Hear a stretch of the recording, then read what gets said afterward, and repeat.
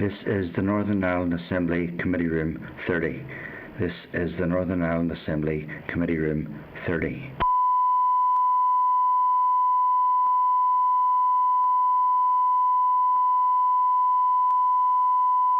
This is the Northern Ireland Assembly Committee Room 30. This is the Northern Ireland Assembly Committee Room 30.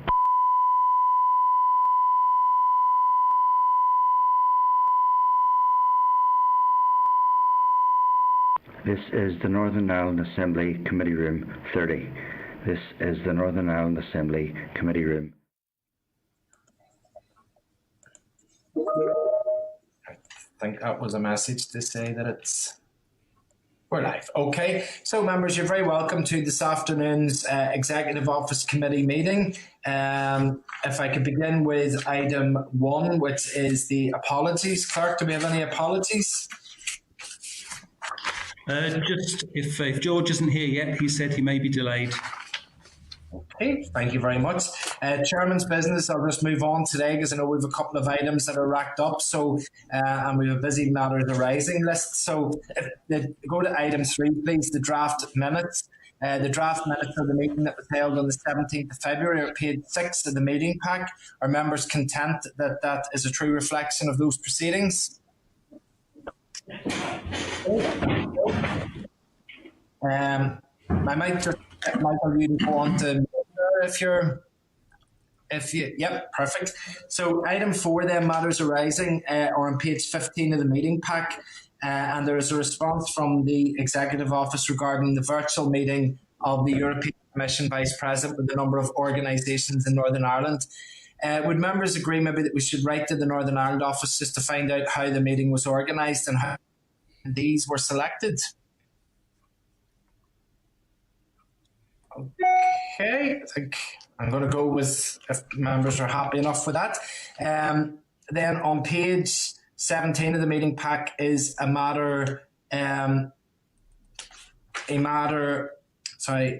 is a list of the matters that were raised during the closed session with the EU Affairs members last week and the related documents. So just to confirm with members that future briefings of the EU Affairs Manager will take place in public session. That's the first thing, and that the transcript of the evidence session with the European Commission Vice President to the Oireachtas Joint Committee on European Union Affairs, which was referred to in the EU Affairs Manager's briefing, is included in the relevant papers for today's Junior Ministers session.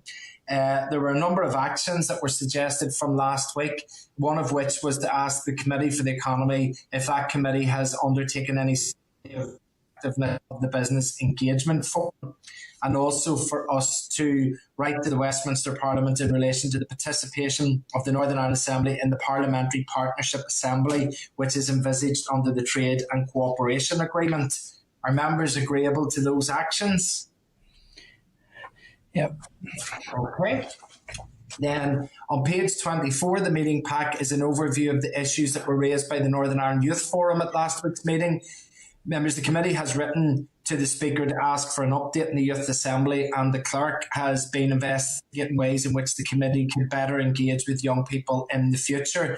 But could I get your agreement to write to the Minister of Education to the Minister of Education to ask that the mental health issues be embedded into the curriculum, and to support the request from the Northern Ireland Youth Forum to meet to present the key issues for students across Northern Ireland?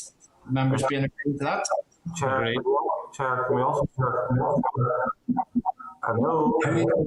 I can hear a voice, but I can't see who it is. Is that you, Christopher? Yes, it is. It's not the voice of God. I was just wanting to say, could we circulate that also to the Minister for Health? That's my next line.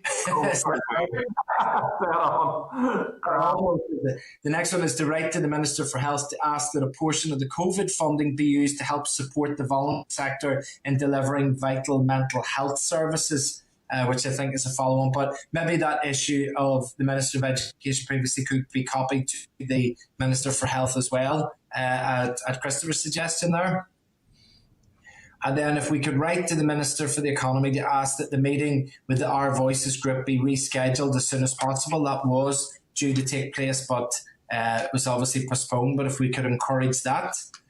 And then finally, if we could write First and Deputy First Minister to ask that the Executive ensure that young people's basic human rights are met and upheld in light of the COVID-19 impact on current policies, and that the Youth Press Conference is rescheduled as a matter of urgency. Would there be agreement in that broadly? Okay, that's grand. Okay, then members, we move on then to the next item, which is the Departmental Spending Plan, and we have an oral evidence session from departmental officials. And if we could get brought up into the spotlight, please, we should have Dr. Mark Browne, Neelia Lloyd and Tara Kennedy. If those are there, I think we're seeing some of them. Excellent. And we will maybe get your, I think, is Tara there okay? Yes, I'm here. Okay. Yeah, okay, excellent. That's good. Good, okay. Okay, so Mark, we'll pass over to yourself maybe to make an initial presentation. We will, of course, again, congratulate you on your recent promotion and change of job. Moving away from us, which we will of course miss the opportunity to have these presentations and questioning and answering sessions. I'm sure you'll do a great job over in education. It's a very big and busy department, and especially at the moment, and it will be a very difficult task, but we certainly wish you all the best in that.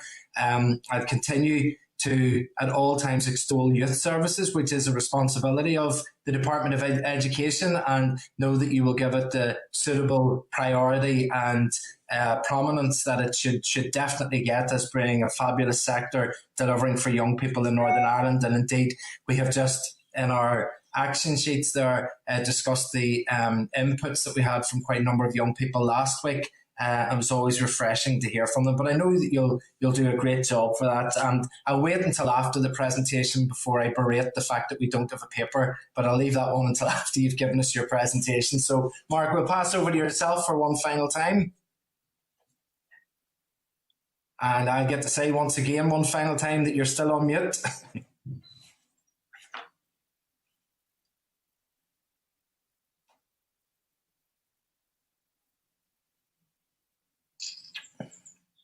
Should you? No, I'm the only one. I think that's maybe if the comms team are there, if there's some issue just to getting Mark unmuted there, please, if you could help.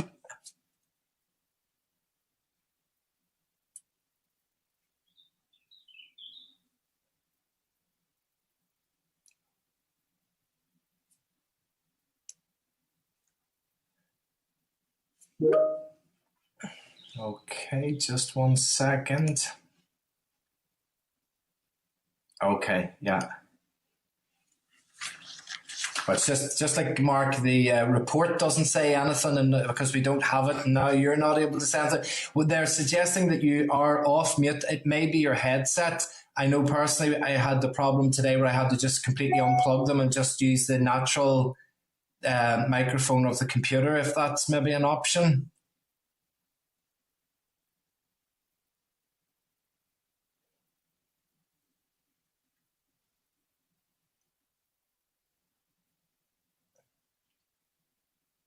No.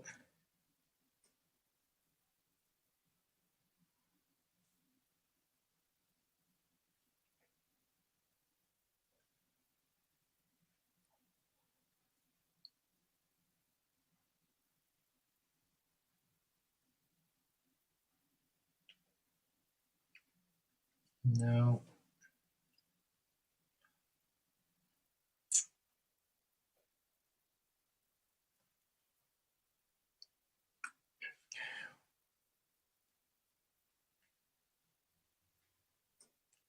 Do you want to maybe just try unplugging the headphones and just using the ordinary?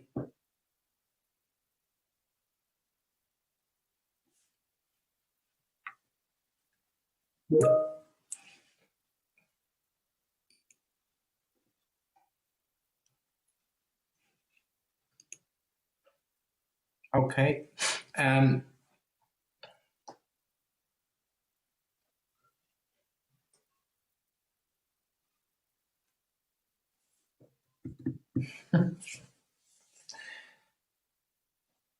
So, okay, well, we're going to have to maybe try and see if we can get matters fixed here. It would appear that there is some problem. He did try unplugging his microphone and headset there, and there still wasn't any sound. But I do see that he has now been taken out of the spotlight, which may allow him to get rebooted back in and onto the system. So we will see if we give him a little moment or two on that.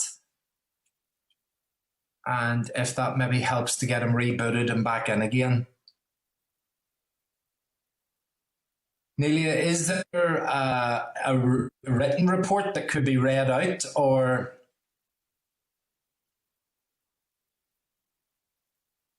We're not hearing you either, so we can't just blame poor Mark on this. Sure we can't.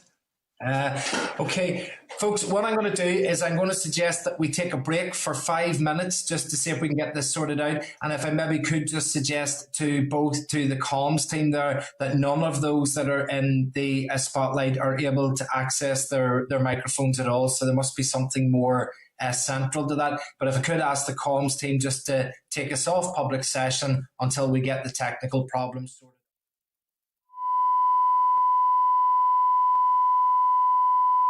This is the Northern Ireland Assembly Committee Room 30. This is the Northern Ireland Assembly Committee Room 30.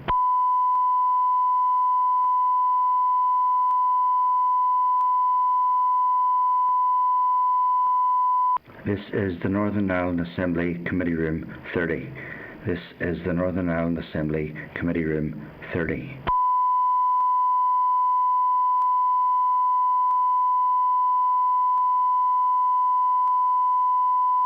This is the Northern Ireland Assembly Committee Room 30. This is the Northern Ireland Assembly Committee Room 30.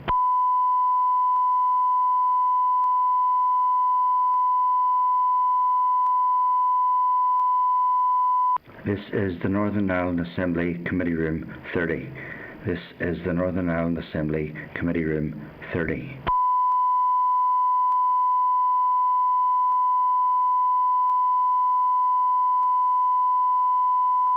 This is the Northern Ireland Assembly Committee Room 30. This is the Northern Ireland Assembly Committee Room 30.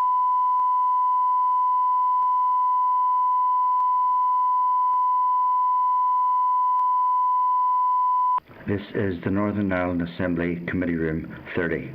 This is the Northern Ireland Assembly Committee Room 30.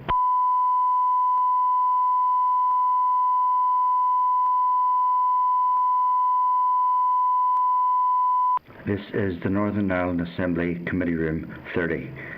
This is the Northern Ireland Assembly Committee Room 30.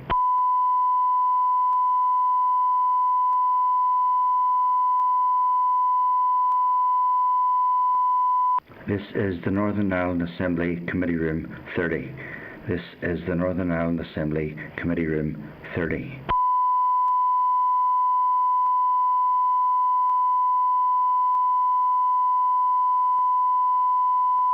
This is the Northern Ireland Assembly Committee Room 30. This is the Northern Ireland Assembly Committee Room 30.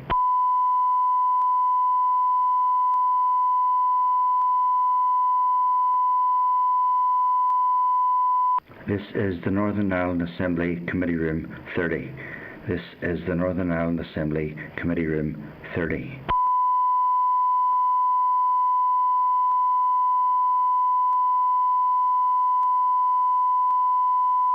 This is the Northern Ireland Assembly Committee Room 30. This is the Northern Ireland Assembly Committee Room 30.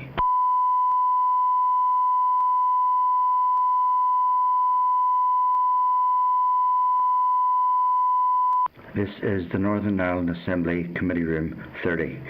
This is the Northern Ireland Assembly Committee Room 30.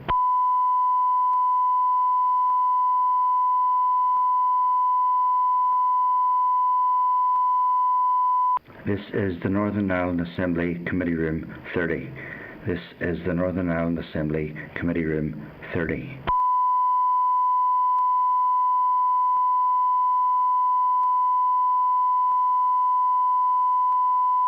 This is the Northern Ireland Assembly Committee Room 30. This is the Northern Ireland Assembly Committee Room 30.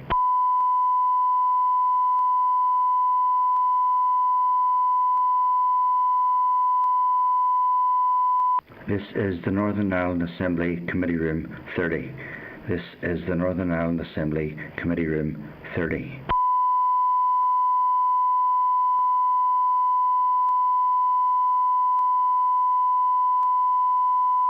This is the Northern Ireland Assembly Committee Room 30. This is the Northern Ireland Assembly Committee Room 30.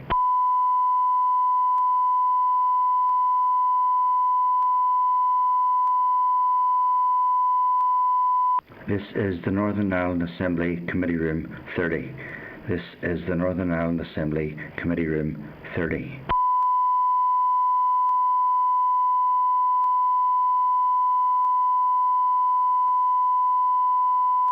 This is the Northern Ireland Assembly Committee Room 30. This is the Northern Ireland Assembly Committee Room 30.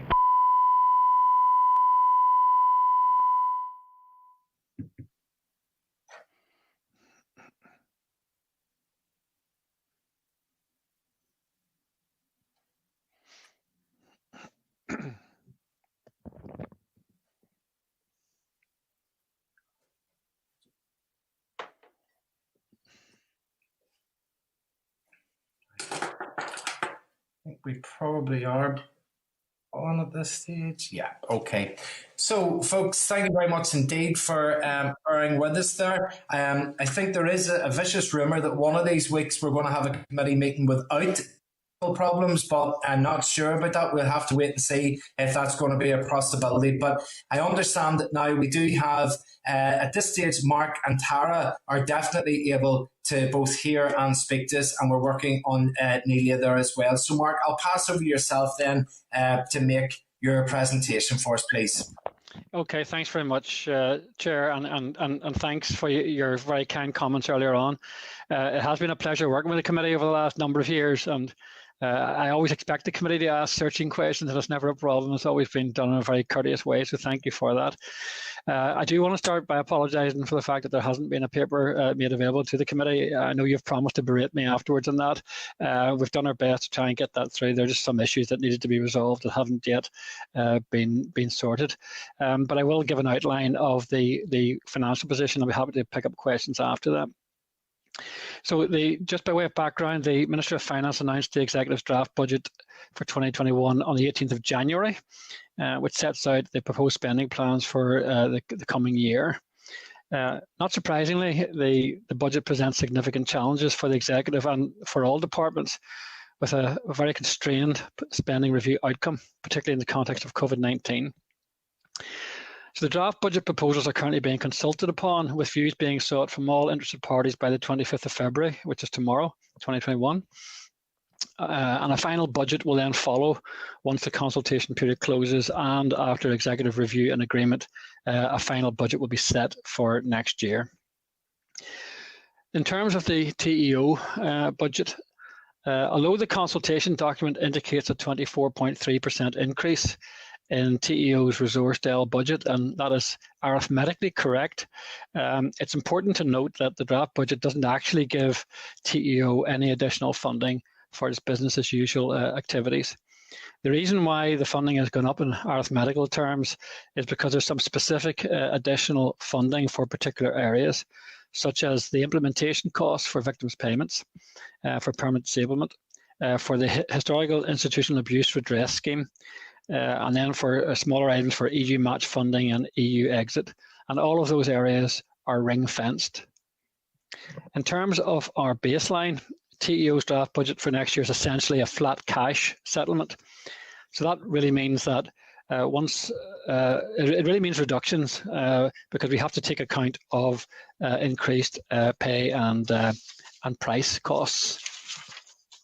In terms of the headline numbers, the total resource budget for the department is 118.4 million. 118.4 million. And that includes some of those very specific allocations I mentioned. So there's 46.2 million to meet the anticipated compensation levels for the Historical Institution Abuse Redress Board, as well as other associated costs that are flowing from the inquiry. There is 6.7 million, which is to meet the expected implementation costs associated with Victims Payment Scheme for permanent disablement, and that will allow the preparatory work to continue. And then there's 57.8 million, which is our baseline funding to support TEO's annual programmes and projects to pick up on the salary costs and to meet the costs of our arm's length bodies. In addition, then there's EU exit funding of £2.7 million, and there's 0.8 million of funding for the dedicated mechanism. There's also 4.1 million of EU match funding, which is in line with our expectations. So that's the resource budget. And you can see actually from a quick perusal of that, that our baseline is 57.8, our total budget is 118.4. So our budget more or less doubles when you add in all those extra elements to it. And that's a bit of a characteristic of TEO, in that our baseline expands over the year because of the extra functions, whether they are central functions or whether they are additional tasks that we have, which tend to expand our baseline budget quite significantly. In terms of the capital budget, that is set at 15.3 million. So the budget presents a number of challenges for us. I think as a committee will be very aware, TEO is responsible for delivering the Executive's Good Relations Strategy, together building a united community. And that has been resourced centrally through Treasury, through the shared future funding, which was provided as part of the Fresh Start Agreement. Funding has been provided at 60 million over the last 5 years, at an average of £12 million per annum, and that's due to end next month. And this funding has enabled significant progress to be made in communities which need help the most, and it's very important that this support is sustained. Unfortunately, the draft budget does not include a replacement funding stream for shared future funding, and there's simply no scope to provide replacement funding from within existing TEO budgets. So the First Minister and Deputy First Minister have raised this issue and raised their concerns with the Finance Minister. They wrote to him a few weeks ago, and they are currently arranging a meeting to discuss this issue with him. In relation to the Victims Payment Scheme for permanent disablement, the committee again will be aware that there's been 6.7 million has been provided to allow for implementation costs, but there's no specific funding for any actual payments to meet the costs of the actual payments to victims. Our baseline funding has been maintained at last year's level of 57.8 million. So there's no uplifts provided for pay or inflation, as I mentioned earlier, and that will be a challenge. So we'll have to manage that while trying to safeguard our programme delivery as far as we can. In terms of the capital allocation, which is 15.3 million, that's a 2.8 million decrease when compared to last year's allocation of 18.1.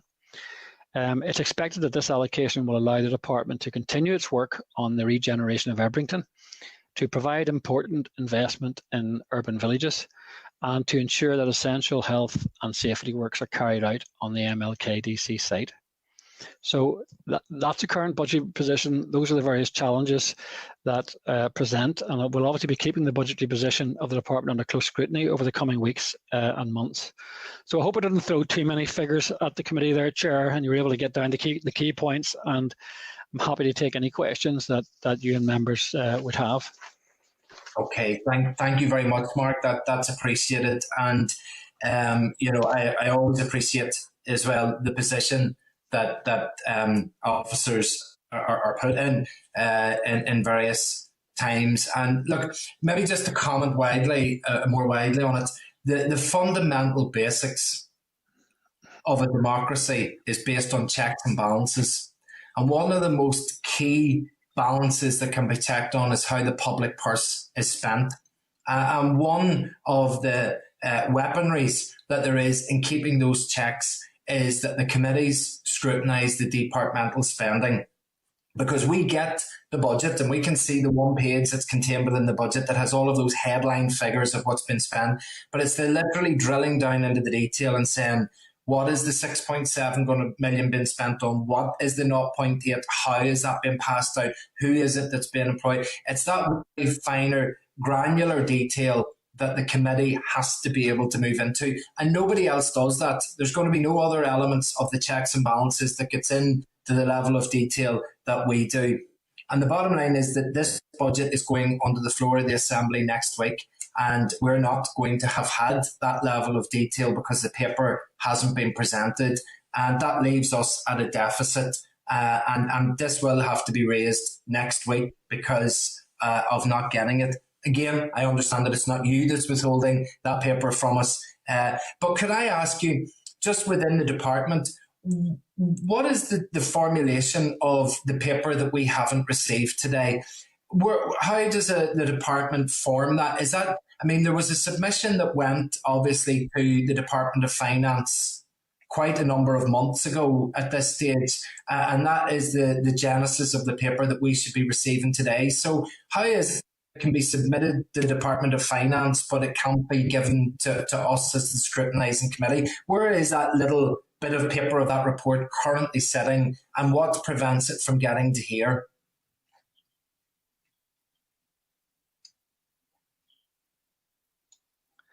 Well, Chair, we did send a general paper to the Department of Finance setting out what our needs were for the coming year, and we then got the budget allocation, and we have been looking at that budget allocation, and obviously there's still some bits of it that are we hope under negotiation, such as the shared future element here, and it's when we are clear about what our final allocation is that we'll have to take the hard decisions about where the allocations of funding actually go.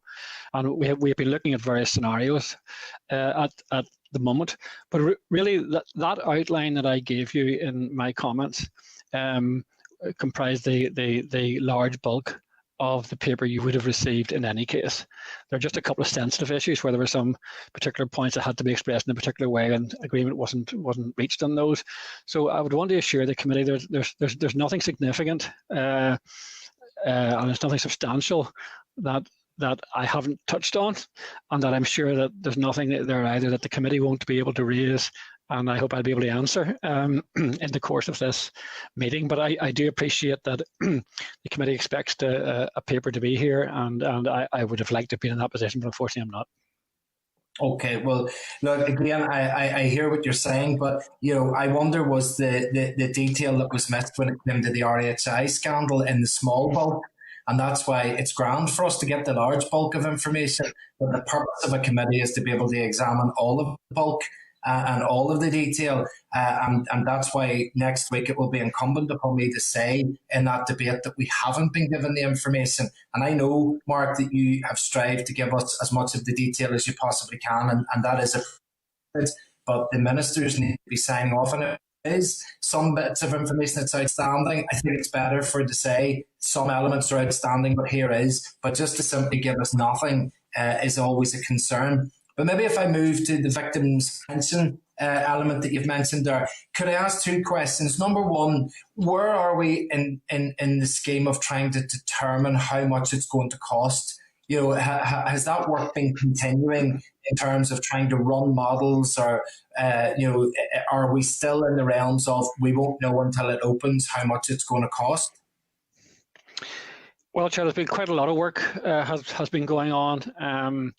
As I've briefed the committee before, this is work that we would have expected to have been done when the policy was being determined. That's the time normally this work is done in the form of a business case to support the policy and to support the legislation that is brought forward, and that should have been done by NIO, and that point was made at the time to NIO that should have been done, and a detailed business case wasn't provided. So that has meant when the legislation was passed and we were asked to, or required legally to implement it, that has meant that we've been looking to see, well, what are the costs associated with that, to understand fully to understand the policy in full, to understand who's eligible, and then to work through from that the numbers and then the costs. So I've been through this with the committee before, so I won't rehearse all of the detail of that, but we have been working as best we can across all the sources that we can find. We've been in touch with the MOD, we've been in touch with consultant psychiatrists at Queen's who are experienced in the whole area of psychological injury. We've been in touch with the police, and we've been in touch with other sources, with victims groups, all to try and get the best picture we can of all the various constituent parts that will be able to apply to the scheme. And we've made the best estimates that we can around those. In doing that, some figures are firmer than others. Some we have had to make assumptions as best we can. And so we have produced a range of assumptions, and we've collated a range of figures for the constituent groups, which we have then made available to the Government Actuaries Department, or GAD. Now, GAD then take the assumptions that we give them and they run them through their models, because they have whole life models, so they estimate how long people are going to live, and they can put in various assumptions that we give to them about things like, for example, how many people will take up a lump sum or won't take up a lump sum, and so forth. And so they take our figures, take our assumptions, run them through their models, and they have produced a range of costings. And those are the broad figures that you heard recently in response to some of the questions in the Assembly on Monday, and which form part of the discussions with the Secretary of State. So in broad terms, the range of costs that we have identified on the different assumptions are from the sort of lower or conservative estimate, somewhere around about 600 million, to a central estimate of around 850 million. And up to an upper figure we think would be in the region of 1.2 billion. Now, that doesn't take account of administrative costs. We reckon administration costs could be somewhere in the region of about 40 million over the first 5 years. And after that, the thing steps down, because you need a smaller admin function to maintain the scheme as it goes on. But because the bulk of payments have been made, that can be scaled down, and we haven't costed the detail of that particular element. So that's where we are, Chair. We have done significant work on costs. I know that following the discussion with the Secretary of State, there was some additional analysis that has been asked for, and we're discussing that at the moment. Okay, thank you for that. I'm sure the government's actuary department are excited about being in the limelight. I'm sure they're a department that's not very often referred to, but and I suppose, look, I this scheme starts to move, you're not going to work out how big a movement it's actually going to be, and therefore they are estimates. But I suppose it's maybe just putting on record that sense of being still somewhat concerned that they're so vast a range there that could fall anywhere. And then just in terms of maybe a smaller question, look, we know there was a meeting yesterday. The sounding seemed to be that there was no determinations from that meeting. However, being involved in talk processes in Northern Ireland, you know that it's not over until it's over, and there's still a little time for that. But is there a plan B that this scheme can commence on the day that it needs to commence, as is defined in law? That legal ruling is there. These people need these payments. Is this able to start regardless of where the money comes from, albeit that then becomes the next issue of where the money comes from? Well, Chair, the legal judgment has made clear that when determinations are made, victims have a legal right to that payment. So those payments will have to be made, and First and Deputy First have made clear that will happen. The issue remains as to where the funding comes from, but that's something that has been part of the discussions, as you say, with the Secretary of State. In terms of a date for opening, that actually will be determined in terms of the preparations for the scheme and when the scheme is ready to open. And the legal date for that actually follows on from a publication of an announcement in the Belfast Gazette. And then it follows within a certain number of days after. That's the legal way in which it happens. But the important thing is to determine what the date is. Then it goes into the Belfast Gazette, and that's the legal point which the scheme opens for applications. And then determinations will flow as quickly as they are made. So obviously there's work to be done. The applications will come in. There's evidence that needs to be collected. There's some evidence that will need to be substantiated. There's decisions that need to be taken by the panel, and then determinations made. And you'll be familiar about the process from the HIA, where you have to go through this. Now, the HIA was fairly quick, and the first determinations were made within 6 or 7 weeks. This one has more difficulties, I think, associated with it. There's more uncertainty, so it may take a little bit more time for the first determinations to come through. But that will depend a lot on the quality of the information the applicant's able to apply, and how complicated the actual cases turn out to be, and that's what's very hard to actually determine. Okay, Mark, thank you for that. Can I move then to the Deputy Chair, to Doug Beattie? If we could bring Doug up into the spotlight, and then Doug can ask his questions there. Go on ahead, Doug. Thank you, Chair and Mark. Thank you for that. Can I just carry on the theme a little bit, please, of what the Chair started? Because I'm with him. I mean, the costs that we're talking about here are so vast and such a wide range of 600 million to 1.2 billion. It's a staggering. So we're really saying 20 million a year, or 40 million a year. That's the figure that we're talking about here. You mentioned some assumptions. Can we see those assumptions? Are we allowed to see those assumptions? Can we be given a copy of those assumptions so we can see where we're getting them from? Because people keep throwing MOD as one of those major assumptions, but they're not putting in the mitigating factors of the various different pension schemes of the armed forces. So is there any way we can get a hold of those assumptions? Well, Doug, I'll need obviously to clear with ministers the making available the detail of those. However, I can talk you through what some of those main assumptions are, because there are a number of key things that come into play. I mentioned before there are issues about, well, just how many people are there out there in the various categories. You know, in terms of those who are severely physically disabled, permanently disabled, we're reasonably clear about the numbers, because most of them are already receiving services from the Victims and Survivors Service. Big unknown is the psychological injuries, and that's what is a significant change to what was originally in the Stormont House Agreement now. And so trying to work out how many people there are who have a qualifying psychological injuries is extremely difficult. There's no clear picture there. Now, we have worked with Kieran Mulholland, who's a consultant psychiatrist at Queen's, who's done work in this area, and he's worked from population studies of how many people have presenting with mental illness, and tried to work that down to those that would be permanent and those that would have arisen from the Troubles. And he has given us the range of figures that we have got, somewhere between 3,500 and 7,000. Now, the issue then is, well, how many of those will actually come forward? And when they come forward, how many of them will qualify? And one of the other key things about this scheme, which again is a change in the final scheme, is a degree of disablement that is required, the threshold that's required to receive a payment. I mean, the original advice from the Commissioner was, way back in 2014, was that the level should be set somewhere around 40% disablement. That then changed when there was later advice given to say, well, it could be lower, and victims groups wanted it to be lower. And in the final decisions taken by the Secretary of State, the lower threshold is 14%.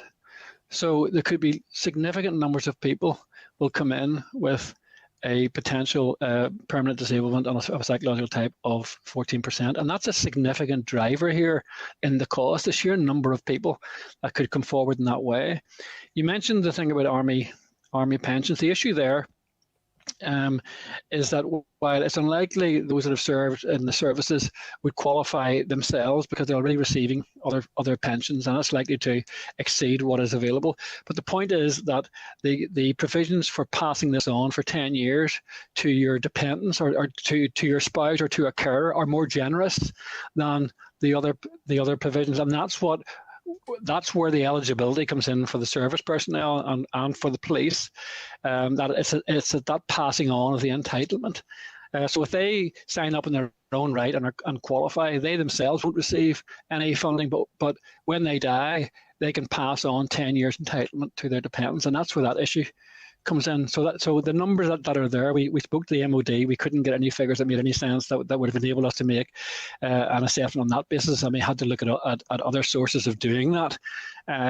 So what we did there actually was we looked at, we knew how many service personnel had been killed during the Troubles, and we had reasonable figures around that, and we said, well, is there any ratio between those that are killed and those that are injured? And we applied the same sort of ratio that we knew was present for civilian deaths to civilian injuries, and we applied that to the service personnel. And we used a couple of different assumptions around that, but that gave us some sense of how many service personnel might be eligible. So there's an example of some of the assumptions that are in there. The other one that's important is how many people will take a lump sum of 10 years payments up front rather than take the lifetime payment. And that makes a big difference. So we model a couple of different assumptions around that. And it's hard to know. We went for a high one, a medium, and a low one. And our central estimate is based on the sort of middle estimate there.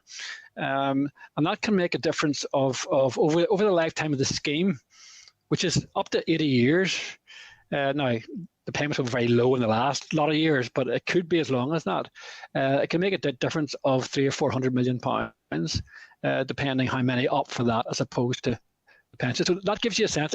It's partly about the numbers. It's partly about how many come forward. It's partly about the level of awards that are made, but it's also about the choices that are open to people and that they can make within the scheme.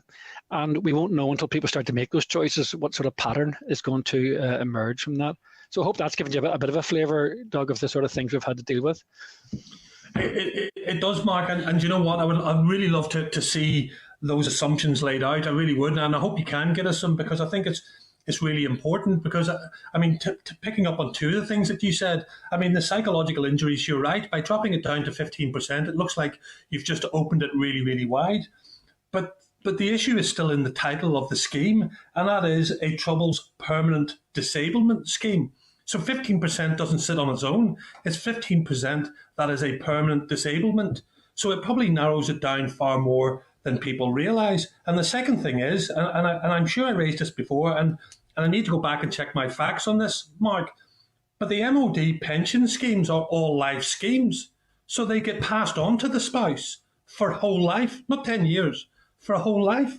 So I wouldn't mind just engaging with that a little further. That's why I'm asking for the assumptions, just so I can better understand them, because it is such a vast amount of money that we're talking about here. And because we're talking about it in that higher range, I guess there's a fear in every department that we're saying this is such a huge amount of money, nobody wants to pay for it. And that's not good for anybody. But I accept what you've said, Mark, and I'll leave that up there if I can. But can I just ask one other question, just in regards to the funding for the Office of Identity Cultural Expression? Do you have how much has been set aside for the creation of that, and specifically for the creation of the two important parts of that? That's the Irish Language Act and the Ulster Scots thingy-majigger. Well, the current position on that, sorry, Doug, just to finish your previous point, the permanent point is absolutely critical in victims' payments, and that message has to be got out. That's why we are referring it to do it as a victims' payments permanent disablement scheme, because we need to get that point across to people. And we did follow up when you raised the issue about the pensions last time, and we've checked and we've confirmed that our assumptions are correct. But no, we're happy to look at that again, just in case there's anything that we've missed. In terms of the Office of Identity and Cultural Expression, there's not likely to be significant spend in this coming year, because there needs to be legislation brought through, and it will take at least a year to get the legislation through, because while the bills were appended to NDNA, they need to be finalised and then need to be brought through the various stages within the Assembly. So the reality is that after that legislation, if that legislation comes through quickly, there's going to be a period of time then for actually setting up the office. So the reality is there's not really going to be any expenditure, or very little expenditure on those offices over the next year, because it's going to take that time to get the legislation through and get all the appointments made and get the thing set up. So we're really talking about the following year and in the next mandate in many ways. Is that fair? It does depend on when how quickly the legislation goes through, but there's going to be a period after that, Doug, before you can actually make appointments and actually set the office up. So it has to be, there's a logical sequence there, so it's going to take that time. Good man. Mark, thank you, and good luck with your new job. Okay, thanks very much, Doug. Okay, thank you, Doug. And if we could ask now for Pat Sheehan to be brought up into the spotlight, and while Pat's coming up, if I could just encourage any other members that do want to speak, if they want to use the raise hand function, just so that I can see that they're ready to ask a question, and in that we'll pass over then to Pat. Thank you, Chair. Thanks, Mark. And can I offer my best wishes to you as well in your new role? We'll probably be bumping into each other sometime. Yes, I gathered that. So, just sticking for a minute with the victims' payment stuff, and what would the funding implications be in the first 3 to 4 years if people decided to take lump sums? Have you any idea on that?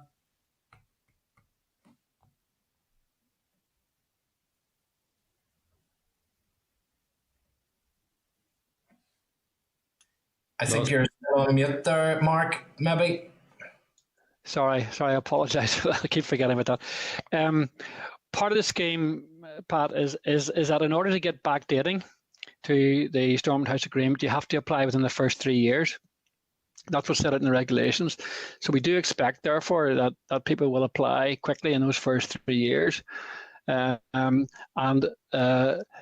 Given that if they apply early and they therefore qualify for the backdating, and if there are significant numbers who decide to go for a lump sum, it is likely that a significant proportion of the costs will occur in the first period. Now, whether it's the first 3 years, because it's not likely to be exactly the first 3 years, because it'll take some time for the applications to work their way through the panel and for determinations to be made. So it could stretch over slightly longer than the first 3 years, but there will be significant costs up front, and then we expect that to drop down to a much lower and consistent level over for the rest of the scheme.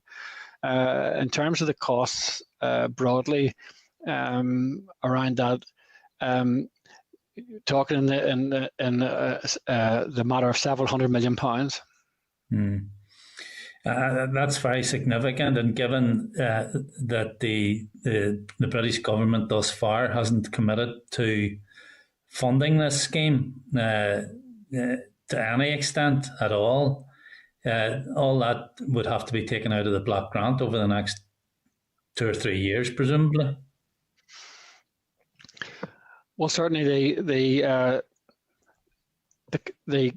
current position is that it will have to be paid from the block grant, and the issue is whether or not any additional funding comes from the Treasury into the block grant to allow for that. But one way or another, it will come out of the block grant. That's because the Executive Office has to pay it. It's a legal entitlement to victims, so that's where it has to come from.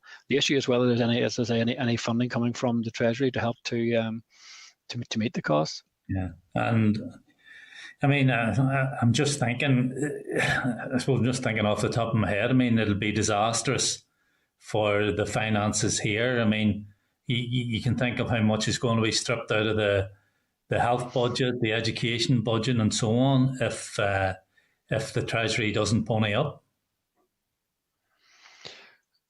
Well, obviously, it has implications. If the block grant isn't any larger and there's a legal entitlement, then that has quite obvious implications, and that's been part of the discussions that ministers have been having with the Secretary of State recently, and which are continuing. Okay. Well, we'll see how those discussions develop. I wanted to go on to, since we're talking about funding being cut or not being available, the Good Relations funding is going to create serious problems for a number of the Executive Office projects, not least TBUC. What other programmes are going to be affected? Will any of the other ALBs be affected? Will there be job losses if that funding isn't restored? Well, there's £12 million of Good Relations funding, which covers a range of actions across a range of departments. It's not all the Executive Office. There are 7 headline actions, and 5 of those are taken forward by other departments, and 2 of them are taken forward by the Executive Office, and that's the Urban Villages Scheme and the TBUC camps. Then there's other funding that comes out of that 12 million to support the Central Good Relations Fund, which is the fund that all the various groups apply to support their good relations projects. So it have a significant effect there. There are also implications for staffing in the department, because a significant number of staff in that area in the department are funded out of that 12 million programme. We have some baseline that we have staff funded out of, but we also have staff funded out of the particular programmes that they're helping to deliver. So there would be implications there for staff in the department. And obviously, if the schemes don't run, when there are other agencies who are delivering the schemes for us, for example, TBUC camps are delivered by the Education Authority on our behalf, so it would have implications then for the staff in the Education Authority who would be delivering those kinds of programs. So there would be significant implications, both in terms of the activity that we're taking forward, the fact that this is a flagship program for the Executive Office, and there would be implications for staffing, and that's why First and Deputy First have been making representations to the Finance Minister, and I think are hoping to meet him shortly, just to discuss the implications, Pat, with him. Okay, so the implications aren't good, and in your own opinion, do you think is there any expectation that this funding will be replaced? Well, that's very hard for me to say, Pat. But all I can say is that the First and Deputy First have made clear their commitment to the TBUC programme and to the Good Relations programme. They have already written to the Finance Minister setting out their concerns around this and the importance of this continuing, and I would expect that to be pressed very strongly in any meeting that they would have. Okay, thanks for that. And just finally, one final question. In terms of an EQIA of the budget, my understanding is there wasn't one carried out. Is that right? Well, what we have done is an initial equality screening to identify where the potential implications are, and we're still finalising that. I think where we get a clearer idea of the need for an equality impact assessment is when decisions are made about actual allocations, and things like the point you've just identified, Pat, whether or not that income stream for shared future funding is there or isn't, would be an important part of that assessment. So there's still the potential for an EQIA to be carried out? We're still working on that, yes. We're still in discussion with ministers on that, yeah. Okay, thanks for that. Thanks, Mark. Thank you, Chair. Okay, thank you, Pat. Thank you, Mark. I see you already looking at the budget implications for EA in that answer there. I see you getting warmed up. You noticed that? I sense that. But as it's youth service, I'll certainly back up 100% everything that there is in ensuring that funding continues. Okay, look, if we could ask next for Trevor Lum to come up into the spotlight, and we'll get Trevor to ask his questions, please. Yes, thank you, Chair. And Mark, congratulations from the independent sector as well. It's good to see you going to education, my old committee, which I was very fond of. I'm trying to go back to victims' pensions. I'm sure you are too. But considering the impasse that there is between the Executive and the Secretary of State, and the fact that we've had now a Supreme Court ruling that the Executive has to pay for this money, which they don't have, and given what you said about upfront payments in the first 2 or 3 years, it just seems to be an impossible situation. Is there any further that this whole process has to go in legal terms, or is that judgment that was handed down the end of it, do you think? Well, the initial judgment made clear that there was a legal entitlement and that the Executive Office would have to meet that. And the Executive Office obviously have to meet it out of his budget on behalf of the Executive. The Executive Office itself couldn't possibly meet the payments that are required. But the legal entitlement is there. And both First and Deputy First Minister and indeed the Secretary of State have made it clear that victims will receive their payments. And that flows from that initial judgment. There is a further hearing that will take place early in March. The judge had given time for some discussion to be had around the whole funding issue, and the JR has been taken around the certainty of funding. So, if that would be the next legal stage where the judge has indicated that he would enjoin the Department of Finance at the next stage. If the funding issue hadn't been agreed, and it'll be up to the judge to decide what he determines at that point, Trevor. But clearly it's difficult. It's a difficult issue. It's certainly that. Okay, but it's not getting any closer to solution. That's what worries me. I mean, if this goes back to the judge in a week or two now, he'll be expecting solutions, or not proposals, and there is no solution here.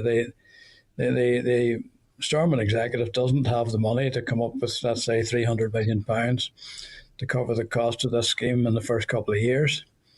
British government is absolutely adamant that they're not going to fund it.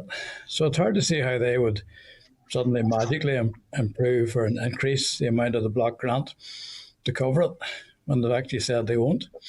I don't see how they can disguise it in any way. They either have to pony up, as Pat said, or else you really have a very serious legal impasse. And I wonder who's the winner in terms of a dispute between two governments and the Supreme Court. Well, I think it's a High Court, Trevor, rather than the Supreme Court. But there has been that meeting with the Secretary of State, that initial meeting. There's going to be a further. My understanding is that there will be further meetings. There've been some additional work has been asked for, so there is a process ongoing. Our ministers are engaged with the Secretary of State, so there is a process ongoing, and we'll have to see what actually comes out of that. But you're right, it's a pressing issue, and I think First and Deputy First Minister have indicated just how important an issue it is for them. But they have emphasised, in line with the judgment, that victims will receive their payments. But clearly, whatever comes out of the negotiations is going to have implications one way or another. Yeah, so I'm finished really, Chair, but I don't see much comfort for the victims in any of this. It's a standstill and a standoff. But anyway, we'll see where it goes. Thanks, Mark, and good luck in your new position. Thanks, Trevor. You're getting out just in time, I think.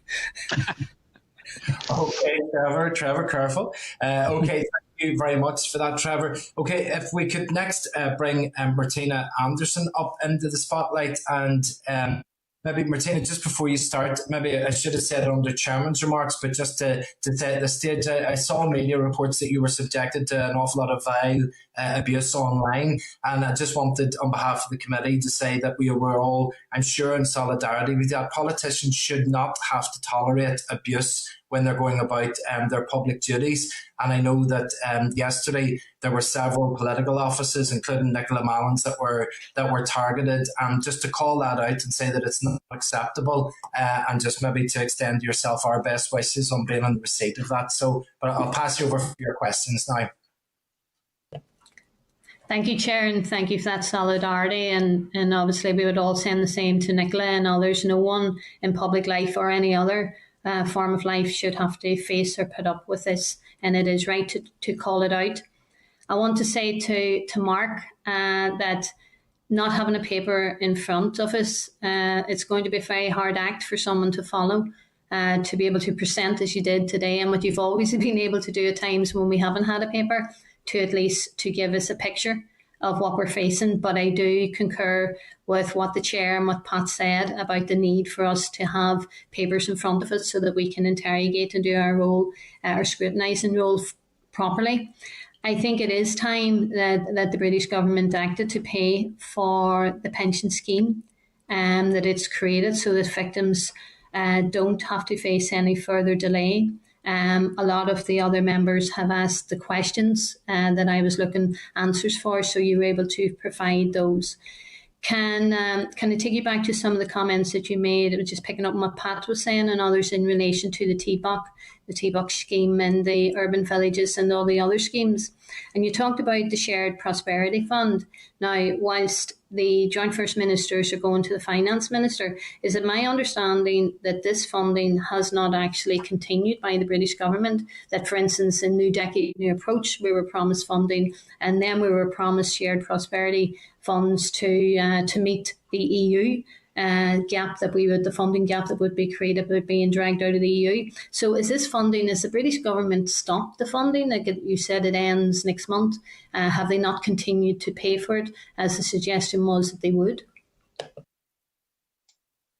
Which I think maybe we're getting mixed up between two things that sound very much the same. The Shared Prosperity Fund that you're talking about, but the funding I was talking about is Shared Future funding, which is different.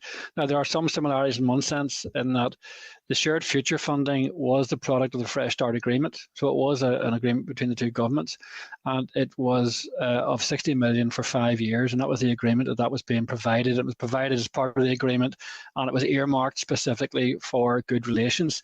So that is what has come to an end. And we always knew it was coming to an end, and we had been flagging it. We've been flagging this for some time, that there needs to be a replacement stream of funding. So that's why our ministers are now pushing to make sure that replacement funding is provided. I had thought, my understanding had been, in terms of the that shared future fund that you talk about, that there was an expectation the British government would maybe continue that in New Decade, New Approach.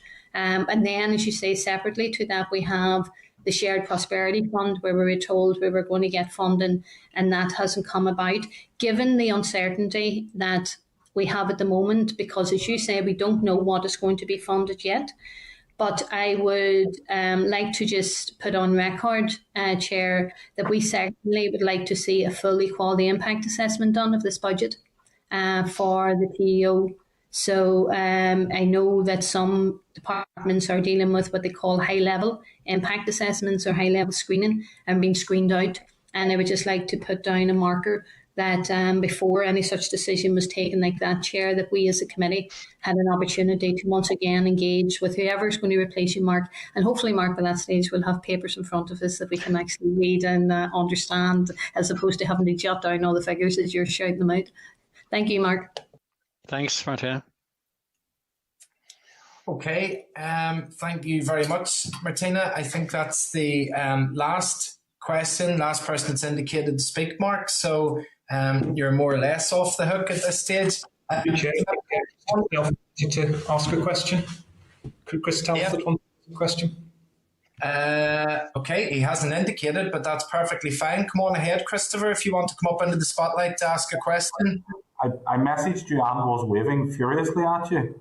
I'm still on the spotlight side. I tell you what, I wanted to ask about. You will have seen the comments today, I think it was, from the Secretary of State in relation to the victims' funding.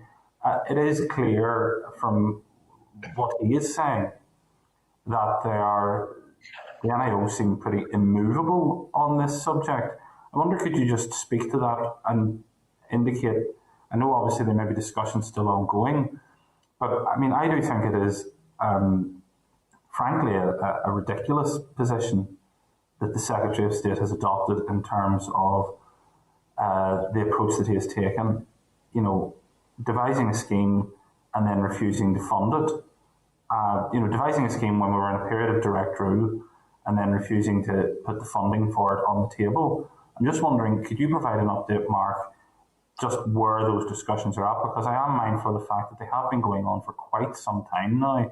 And if he's talking to the media, basically saying that the Finance Minister's position is untenable in terms of funding for this, it doesn't indicate that the discussions are going particularly well. Thanks, Christopher, for that. Well, the first thing is the discussions are still ongoing.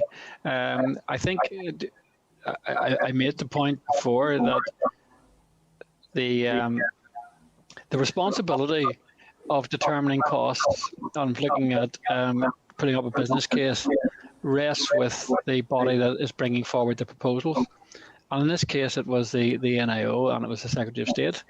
And in bringing those, our minister's case is that in bringing those forward, while there were elements of that obviously local parties would have supported, there were significant departures or significant decisions that were made by the Secretary of State, which in turn have implications for costs. The difficulty was that those weren't really bottomed out when the policy was being determined because a full business case wasn't done. So the reality is that this legislation was made without full awareness of what the potential implications of the costs were. Then when this point was made clear during the process to NIO that a business case ought to have been prepared. There were some high-level costings prepared, but it wasn't a business case and it didn't go into the level of detail it should have. So when this came across for implementation, the legal duty on TEO, our first job was to try and work out, well, how much is this actually going to cost? Who's eligible? And I explained some of the stuff that we have gone through. Now, I think part of the reason why there hasn't been more detailed engagement with the SOS earlier, I mean, our ministers have been seeking for a meeting. The Secretary of State have been asking about the costs. Well, we've been working to try and get the costs. We would have expected to have come with the policy, but we've been working on the way I described, to pull the information together, to cost as best we can, and that has then formed the basis of that initial discussion that there was with the Secretary of State yesterday. So again, there's been some further analysis has been asked for, so the process is still in play, and we'll have to see just how that plays itself out. There are elements of it, you're absolutely right, there are elements of it that I do welcome and think that are an improvement, but I think it's offhand and aloof to seek to give us a new policy framework during a period of direct rule without the relevant funding to deliver that. And I understand, the thinking at Westminster may well have been, while we were in the period of direct rule, to use the occasion to break the logjam, just like they used the occasion to impose different policy frameworks on us, some of which I really, really don't agree with. But I think if it's going to incur a cost, then, as you say, the people that are devising the policy are going to have to stump up for it. And I think his comments today were very discouraging in that regard. So when do you think that these discussions, and Trevor Lunn's right, you're getting off the Department of Education right about the right time, but when do you think these discussions will be brought in for a landing and brought in for a conclusion? Well, Christopher, I'm not sure I can give you any sort of definitive answer on that. That's really going to depend on the parties involved. All I can say is that there were these initial discussions, which is encouraging. There's been some work asked for, and officials are engaging on that, and we'll make that available as soon as possible. So that should pave the way for any further discussions. And there is, of course, in the background, there is the judgment of the next stage of the judicial review, which is due in early March. So there is a pressure here for decisions to be taken. Okay, that's good. Thanks, Mark. Thank you, and good luck in your new role. Thanks very much, Christopher. And I'm sure there will be problems in DA I'm not yet aware of, so I don't think I'm escaping. Oh, I'd say you're well aware of what the problems are and that lie ahead of you. I'm sure they're manifold. Look, one quick final question, Mark, was something that I wanted to cover. I just note from the departmental budgets that there is a considerable amount of spend for during March.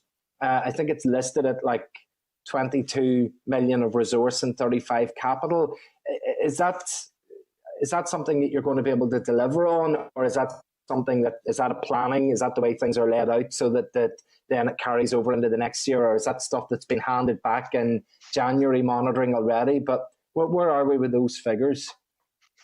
Well, I'd make some general comments, and I don't know if either of my colleagues want to come in on the specifics. But every year we try and work to ensure we have a more even pattern of spend, and no matter how we do that, particularly with capital projects, it seems to be that you always end up that a lot of completion of capital projects, whether it's purchase of sites or whether it's various forms of expenditure, tend to be concentrated in the last quarter. I don't know whether it's the deadline of end year that focuses minds or what the reason is.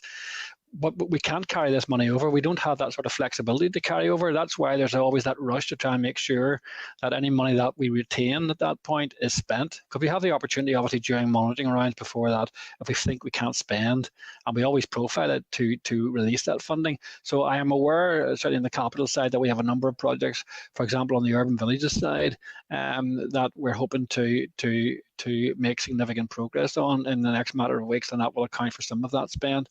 I'm not sure so much about the resource spend. I'm not sure if Neelia has sound or not, but whether Neelia or Tara have any perspective that they can help with on this. So, Tara, have you anything to say, or Neelia anything to sign out to us? Is that, I think? I would agree with Mark there around the capital side. With the revenue side now, I'd need to look into that and maybe get back to you on that one. Okay, that's fine. That's fine. Thanks. Okay, look, folks, thank you very much indeed for coming up. Apologies for whatever has been the technical problems and gremlins that have got in there, but we got round them in the end. I wish you as well, and thank you, Mark, and wish you all the best in the role in education, where no doubt I will be equally as in contact with you via there as other places. But we wish you all the best in that. Thank you very much, everybody. Okay, thanks, Chair. Thanks, everyone. Okay, Bye. thank you. Okay, members, I've set the wrong bit of paper down. We'll give a little moment just to re-profile the spotlight, where we can get Declan Kearney and Gary Middleton up into there. Maybe just to take the opportunity for members just to explain from my screen, the little bit along the top where you send messages actually fades away after a few seconds. And it's only when you move the mouse that you see it. So that's why I really need people to use the raise hand symbol, because also when you're in the audience, I can't see you. So you can only be seen whenever you're actually in the spotlight. So in the spotlight. If Christopher Stelford in the spotlight. You're there, Gary, just in case you say anything and mention as like I'm up in front of that whatever committee.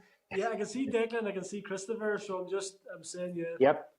Perfect. So, but for as I say, for members, if they want to speak, if they use the raise hand function, then I can see them down the side that they've raised their hands and can call them in. I think is Minister Kearney with us by phone, maybe, is he, or is he there by screen? No, Colin, I'm here. You're there. Can you hear me? We can hear you, but we can't see you.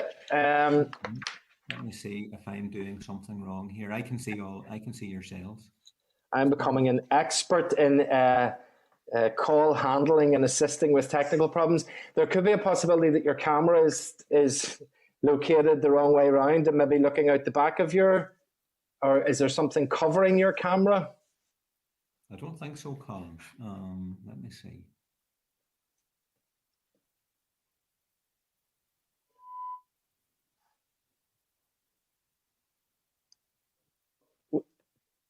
We have a perfect sound of you, Declan, so we might continue because we can hear you perfectly. So, let me see. No, that's the camera off now, Colin. Yeah. I'll put a call into an official here. They normally work the magic for me, but as long as you've got audio, let me definitely try and fix the video.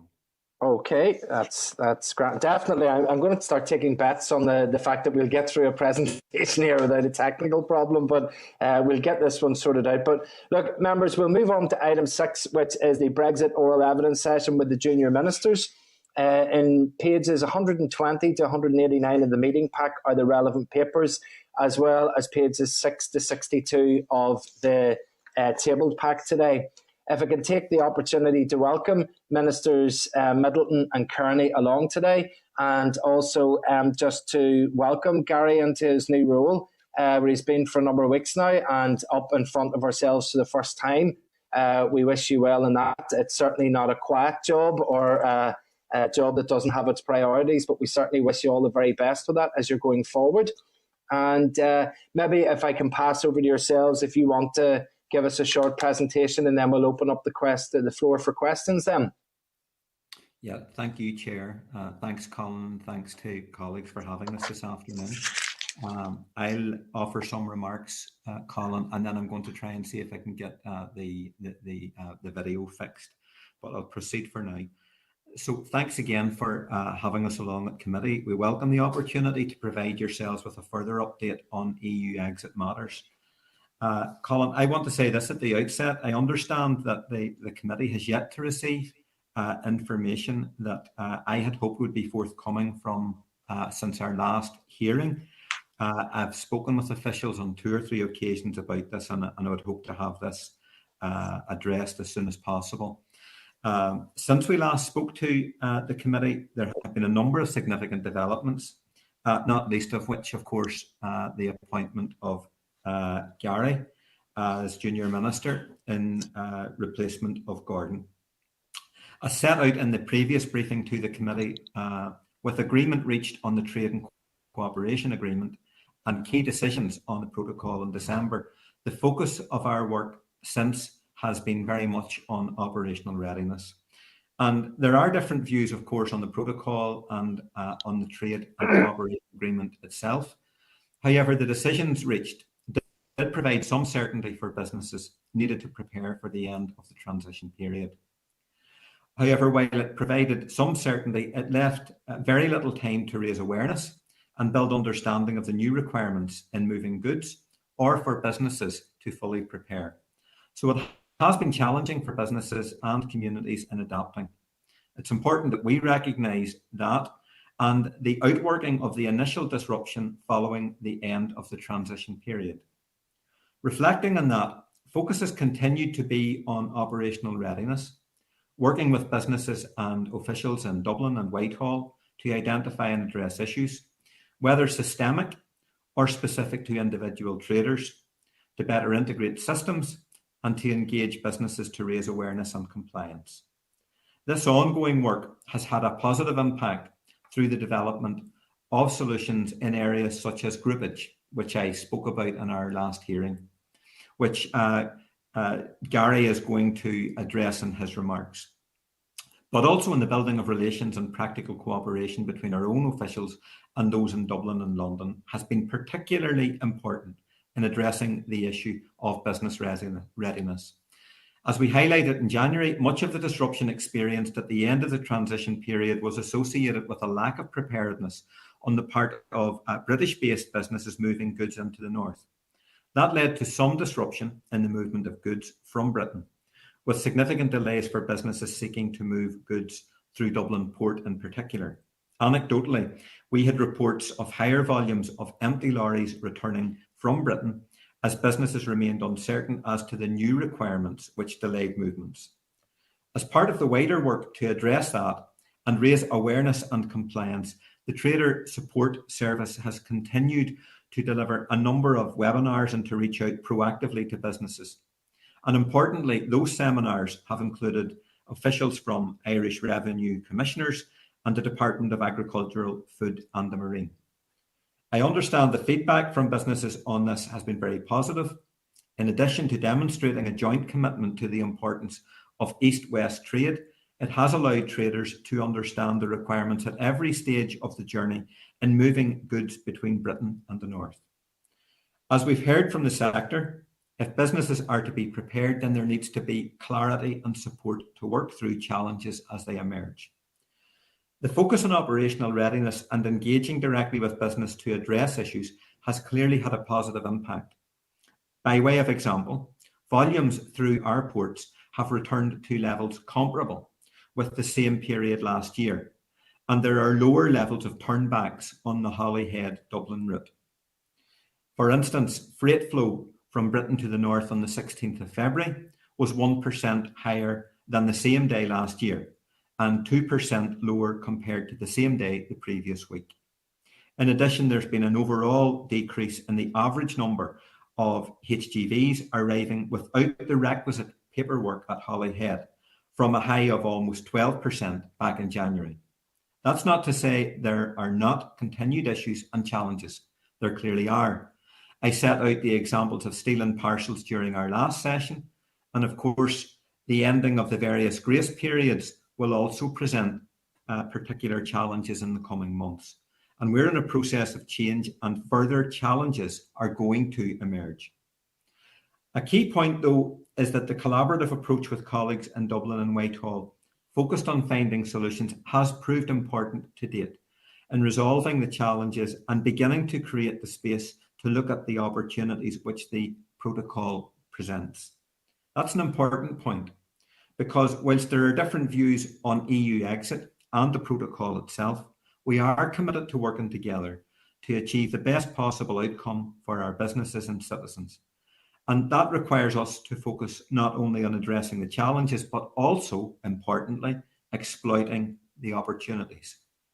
In order to do this effectively, it will be essential that we are represented appropriately in the governance structure of both the withdrawal agreement and the trade and cooperation agreement. And we will continue to emphasise this during ministerial engagements. Our officials are also engaging with the British Cabinet Office as these new structures are developed to ensure that our interests are represented, particularly where there is a clear intersect between the operations of the protocol and the trade and cooperation agreement. As well as ensuring effective governance, it is also essential that we are legislatively on a firm foundation, not only now, but also in the coming months and years to ensure that we can in fact secure the best outcome for people here. The First Minister and the Deputy First Minister are currently considering 25 common frameworks that have received provisional confirmation from the respective JMC. And at that point, Colin, I'll conclude and hand over to Gary to make his remarks. Thank you.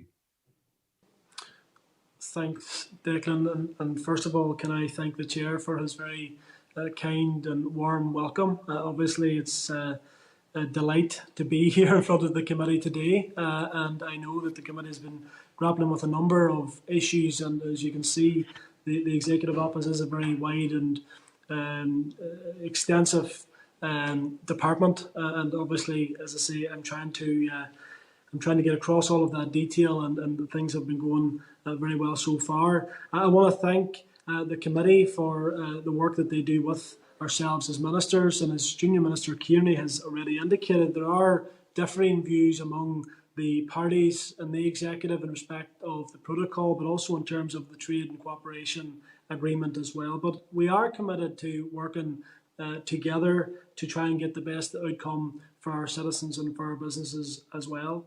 Declan has set out the context, so I'd like to now just provide you with some more of the detail on the operational issues that we continue to face and that we continue to deal with, as well as just an overview as to where we are at present and what further challenges we expect to see in the coming days.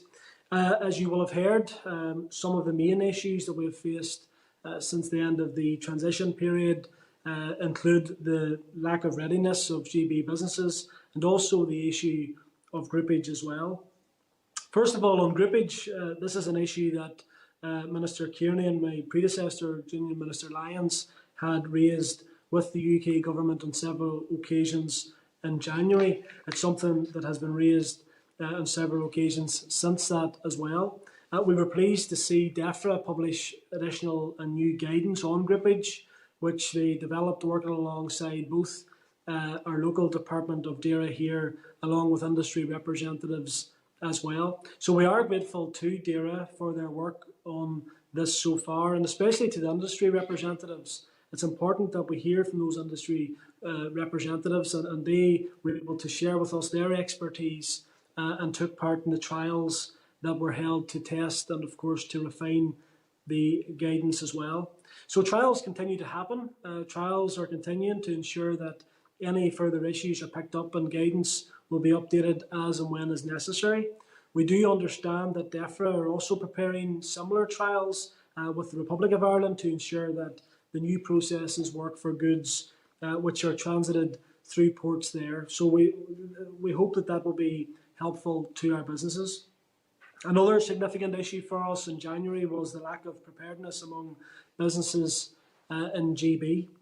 That preparedness was around the new requirements and what that would mean for them. So a lot of work has since gone on in trying to improve that and improve the readiness of GB businesses to trade with us here in Northern Ireland.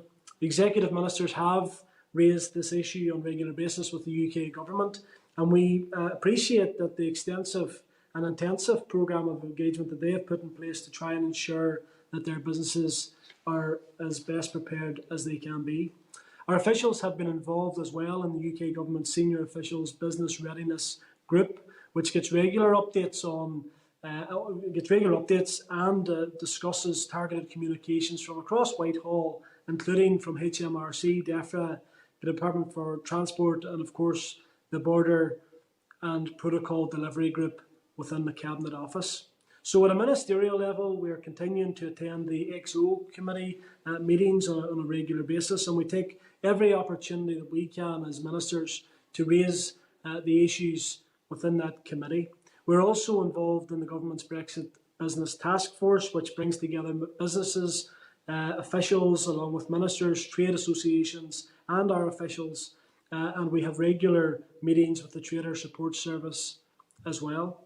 As Junior Minister Kearney has said, the Trader Support Service are continuing to engage with businesses, and figures do show that the number of businesses registered with the service has increased while the number of open cases is falling, so that is encouraging to see. The increased uptake shows that markets confidence in the service, and the decrease in the number of open cases shows that some issues are being resolved and traders are getting more used to the new requirements. We continue to encourage any business who might benefit from the services offered by the TSS to register with them, and we would be grateful for the assistance of members on this committee to get that information out there and ensure that businesses do avail of the support as and when they would require it. Where there's been some good news in terms of the resolution of some issues and the decrease in cases being raised, we are very aware that there are further significant challenges coming down the line, and we are continuing to focus on doing everything we can to help our businesses continue to operate in the new environment. Businesses have articulated serious concerns about the impact of further charges, the difficulties that will mean, of course, for businesses and local consumers as well. For example, the committee may be aware that from Monday of this week, the 22nd of February, official certification has applied in relation to movements of fresh meat, mincemeat and meat preparations from GB to NI. So we will be assessing that. Obviously, it's very early days at this minute in time, but we will be assessing the impact of that and what it has had on the supply of those products to our businesses here in Northern Ireland. This requirement will, of course, apply until the end of the grace period in relation to the so-called prohibitions and restrictions P&R on the 30th of June 2021, unless, and of course, an alternative can be agreed. Given the new application of certification of these products and the upcoming end of the grace period for supermarkets and their suppliers on the 31st of March, we are concerned that the official control system might be overwhelmed and there might not be sufficient veterinary capacity to provide the increased number of EHC certificates that will be required. Given the potential impact that this could have on the choice and the cost of food here, and we intend to continue to raise this issue with the UK government. The committee will be aware that discussions are ongoing between the UK government and the EU in relation to grace periods, not just for P&R goods, but also in terms of supermarkets, the impact on parcels and medicines as well. These discussions are also considering pet travel and solutions to enable goods to move tariff-free in line with product-specific quotas. You will also be aware that the EU Commission Vice President Maros Sefcovic met with business leaders and members of civic society very recently and heard firsthand some of the challenges that they were facing.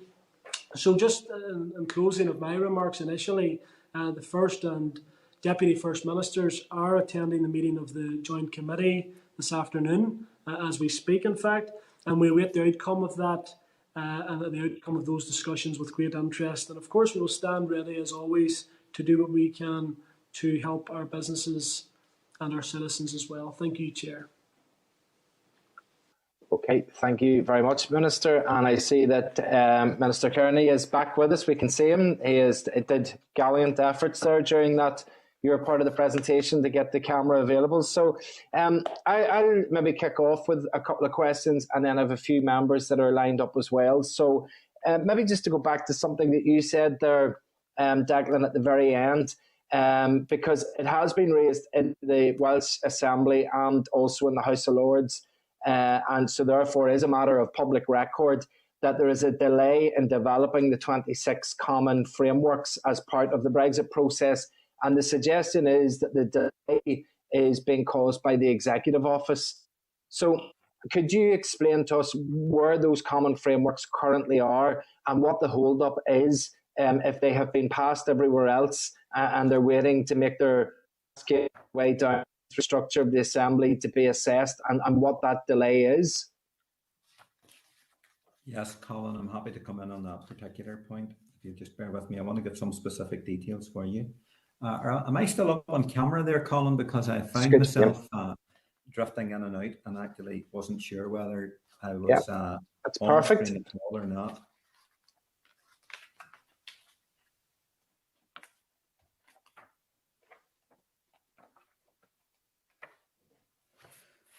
So the position in relation to the common frameworks is that following the approval by relevant portfolio ministers, the two joint ministers were asked to confirm 25 frameworks. And you correctly point out, as indicated, I think, in my remarks, that they've been provisionally confirmed by the respective JMC ministers. Further advice was provided to ministers on the implications and risks associated with the lack of executive provisional agreement of the common frameworks on the 8th of February. So to ensure operability of the frameworks, there actually is a hazard now that the British, the Scottish, the Welsh governments would pursue British, if you will, only frameworks rather than taking a for administration approach.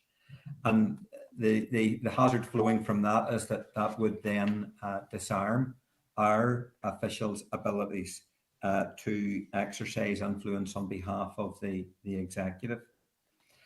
So this is an issue, Colin, in light of the discussions in other administrations and the fact that it has been addressed, for example, by the Senate. It needs to be moved through to conclusion as quickly as possible. I have raised this with officials, but I regret that I'm not in a position to provide any further detail in respect of progress at today's hearing for you. It is an issue that has been discussed by myself on a number of occasions where we're at on frameworks. The latest occasion was Monday past. So what I can assure the committee is that I will be doing everything within my influence and ability to ensure that these issues are brought to a conclusion and that we actually do, in fact, get ourselves into a more sustainable position in relation to the common frameworks. Okay. I appreciate what you're saying there in terms of that there isn't the progress that you would like to see in the issue of the common frameworks. Maybe I got lost a wee bit in the detail as to what is it that's actually causing the problem. Is what you're saying that, I mean, I read the frameworks as being something that is overarching to all, to England, Scotland, Wales and Northern Ireland, and that they're just approved in each. Is what you're saying that actually there may be an opportunity that a framework may be delivered in one side differently in GB from Northern Ireland, and that there could be problems because of that? Well, you would not have for administration coordination, is the point that I'm making. And unless we move ahead at pace to close those issues out, then that hazard does arise, that we lose influence on the one hand on the part of officials, and secondly, that we would not have a coordinated for administration approach towards the common frameworks. And clearly that would not be an advantageous situation for us to find ourselves in. So is that basically saying, I'm trying to drill it down just this, we disagree with some of the frameworks and we want to sort them out? Where it's at? No, they have not moved through the executive office and been signed off at this particular point in time, Colin. Okay. Clearly maximum operability of common frameworks is in everyone's interests. Sure. Okay. Gary, you happy enough? There anything to add to that? Nothing to add other than they are under consideration, and I think that Declan has articulated the position where if the other nations within the UK were to move ahead, it would put us in a situation where would be at a disadvantage, even in terms of feeding in some of the issues. We do need to get that over the line, but as I say, we will feed back to you as and when we do get confirmation that we can move forward. Okay, thank you. Minister Gove wrote to Mr. Zakovic about a few weeks ago and stated that he wanted to see some flexibilities in the protocol to make it work. And he said that he was working on a list with the executive here in terms of those flexibilities. Could we get a copy of those flexibilities that have been proposed? And has there been any progress on the delivery of those flexibilities?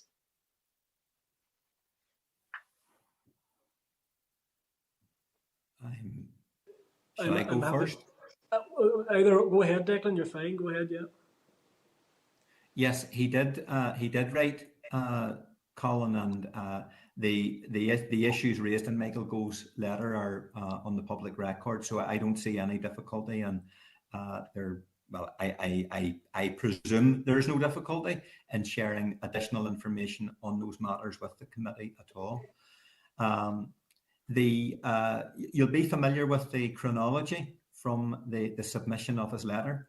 There were meetings subsequent to all of that, and I think it's fair to say that Maroš Šefčovič has made it clear that the European Commission is willing to look at pragmatic solutions to any difficulties that arise, but they see the address of these issues in terms of this being a two-way street. So they have made the point, and again, this is a matter of public record, that they do not feel that the British government at this point in time has maximised all of the flexibilities available to it within the agreement and the protocol at this particular point in time. So in the context of a two-way street approach to addressing issues of disruption, I do think that the European Commission are open to that discussion. The Joint Committee is meeting today. The Specialised Committee met yesterday. I'm aware that the Specialised Committee touched on a number of the flexibilities that were indicated in Michael Gove's correspondence. No conclusion was arrived at in the Specialised Committee on those matters, but I'm sure that they will be focused on and addressed again today in the Joint Committee meeting. If you're to ask me, do I think that the various parties to the negotiation with responsibility for implementation of both the withdrawal agreement and the protocol are in solution finding mode, then yes, I do think that we have a situation now where the British government has pivoted since we last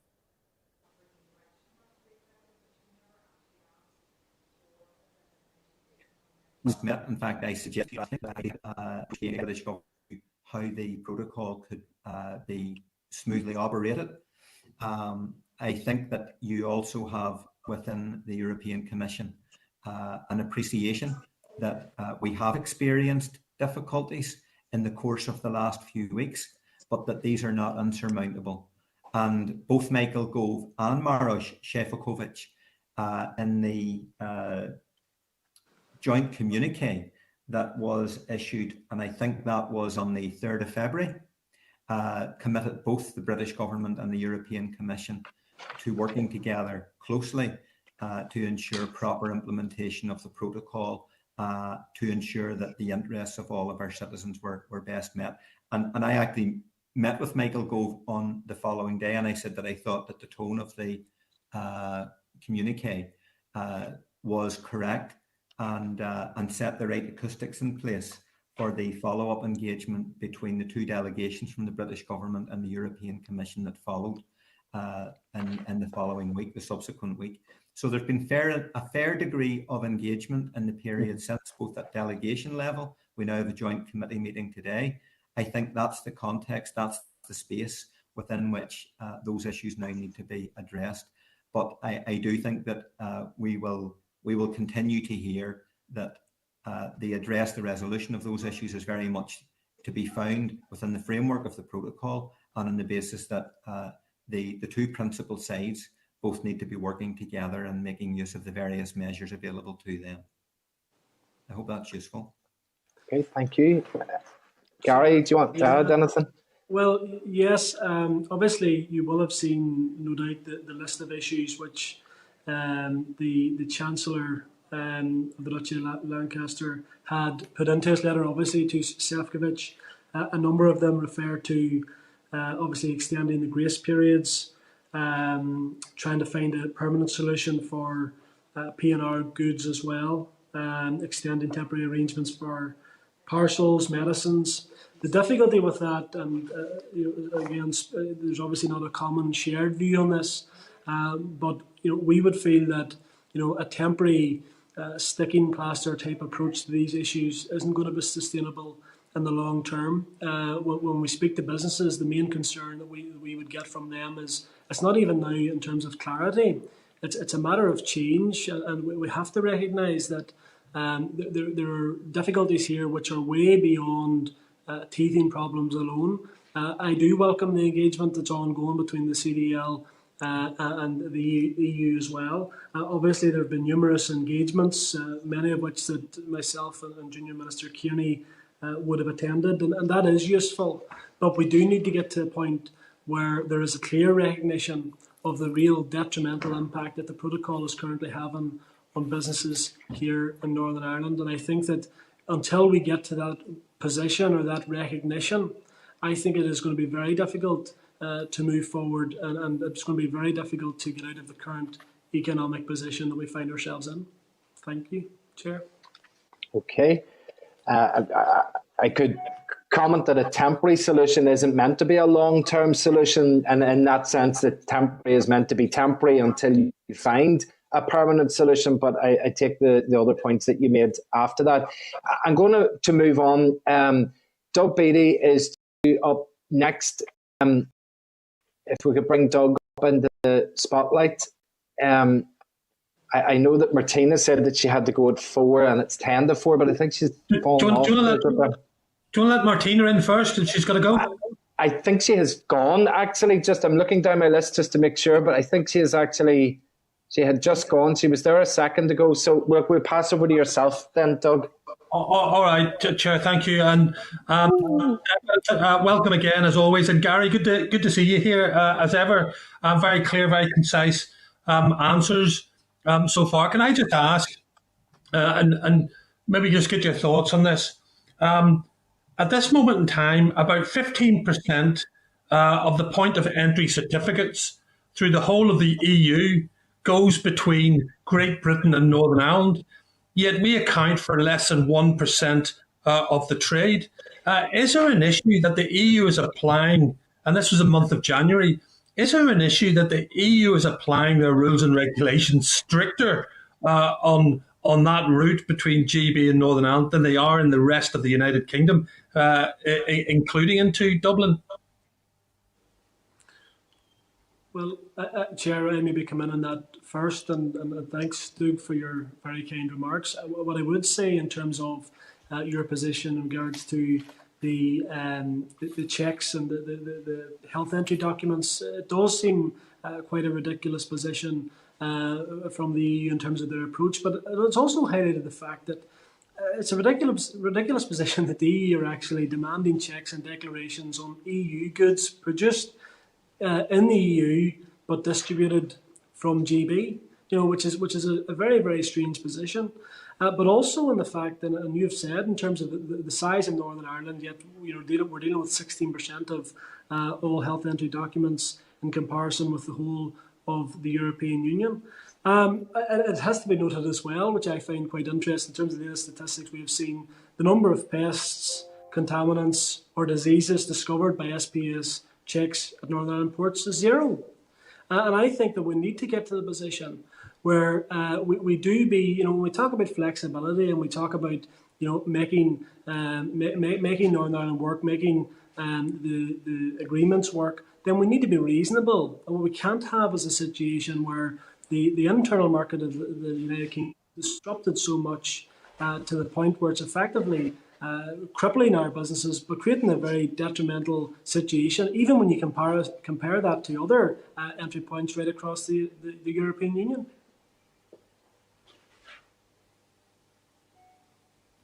Declan, did you want to have anything?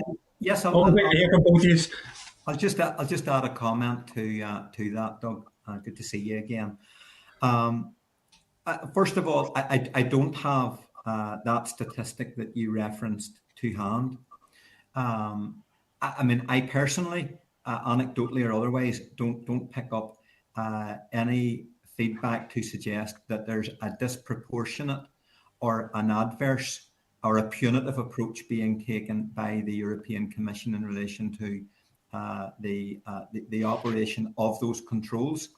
I think that we, in terms of SPS, we will hear the European Commission say that SPS issues on our side can be avoided if the British government was in turn then properly respecting or observing European Union SPS rules. And I think this really brings us back to the nub of the smooth operation of the protocol. We're approximately or approaching 8 weeks in. There have been some difficulties with it thus far, some of which, and I indicated this at the last meeting, and I'm pleased to see that the trajectory seems to be positive still towards finding resolutions to some issues, other issues which appear to have a partial resolution, and then some other issues, Doug, which have not been properly bottomed out. And it requires both the British government and the European Commission to be properly engaged within the framework of the protocol to ensure that, in fact, it does operate smoothly, that it's operating in a proportionate way, where there is a frictionless approach, or as frictionless as possible an approach towards trade east to west, west to east, on an all-island basis, and both between Dublin and southern ports with ports, their counterparts in Britain itself. Now that needs to be our focus as an executive, and I think as a chamber working unanimously to ensure that that happens. But the truth of it is that we now have, as a result of the protocol, new trading realities, and that's an inescapable consequence of Brexit. Our function and purpose has to be to mitigate, to minimise those to the greatest extent possible, to ensure our businesses are not badly affected, that importantly, our customers and our consumers don't end up bearing a greater load of cost. But there is a curtain of bureaucracy which now exists as a direct consequence between how we trade east-west, between Britain and here, between the north and moving into Britain. But there is also a huge curtain of bureaucracy now which exists between Britain and the European mainland also. So these are reflective of the new trading realities brought about as a result of Brexit. The job of work I think we have is with steady heads and a calm approach to ensure that we navigate those curtains of bureaucracy in a way, as I said earlier, that we do not see any disadvantage to either our businesses or to our consumers. Thanks for that, Gary. Just one, if I can, please. And that's very clear. And you're right, because I would be supportive in some form of an SPS treaty with the EU that would help us an awful lot. So I would be supportive in that, and I hope the government are listening. The UK government are listening in regards to that. But can I just ask, how are we capturing the small business and the issues that the small business are facing? And some of these are very bespoke and very unique. So let me give you an example of this. So I was speaking to a car dealership down in Castledurg who does 60% of his trade across into the Irish Republic. But now, if he sells a car into the Irish Republic, the Irish Republic are putting 21% VAT onto the car. Now, that's not an EU issue. That's a trade border issue between Northern Ireland and the Irish Republic, the very thing that the protocol was supposed to stop.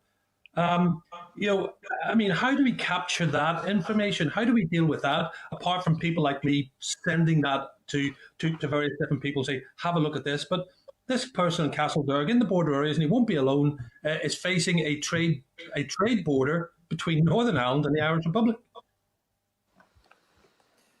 Yeah, it's really important that we do try and capture that, but in a systematic way. That's an instance there outside your constituency that's been brought to your attention.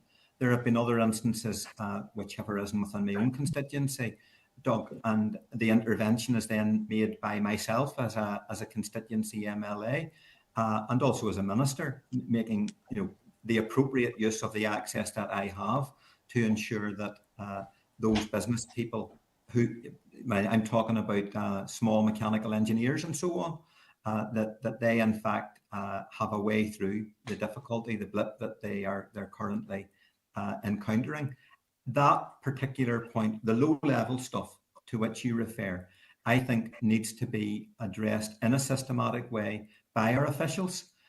We need to ensure that we're gathering up all of that information so that it informs the kind of engagements which are taking place between our officials and those in Whitehall, but also our officials and their counterparts within Irish Revenue, so that where we're in a position to find solutions to those difficulties, or indeed mitigations, because you're quite right, there are things happening at the moment that were not provided for. They're not consequences of the protocol. I can think of one instance myself, just in relation to a steel tariff issue, where someone's become a casualty of what appears to be the incorrect application of the rules. So we need to scale up the understanding among our businesses, but we also need to ensure that there's a net created by our officials that the small traders, the small business people in particular, like the person you've referred to,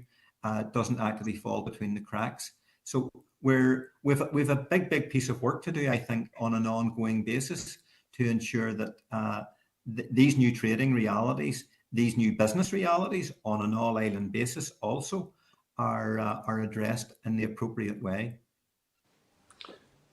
Thanks, Gary.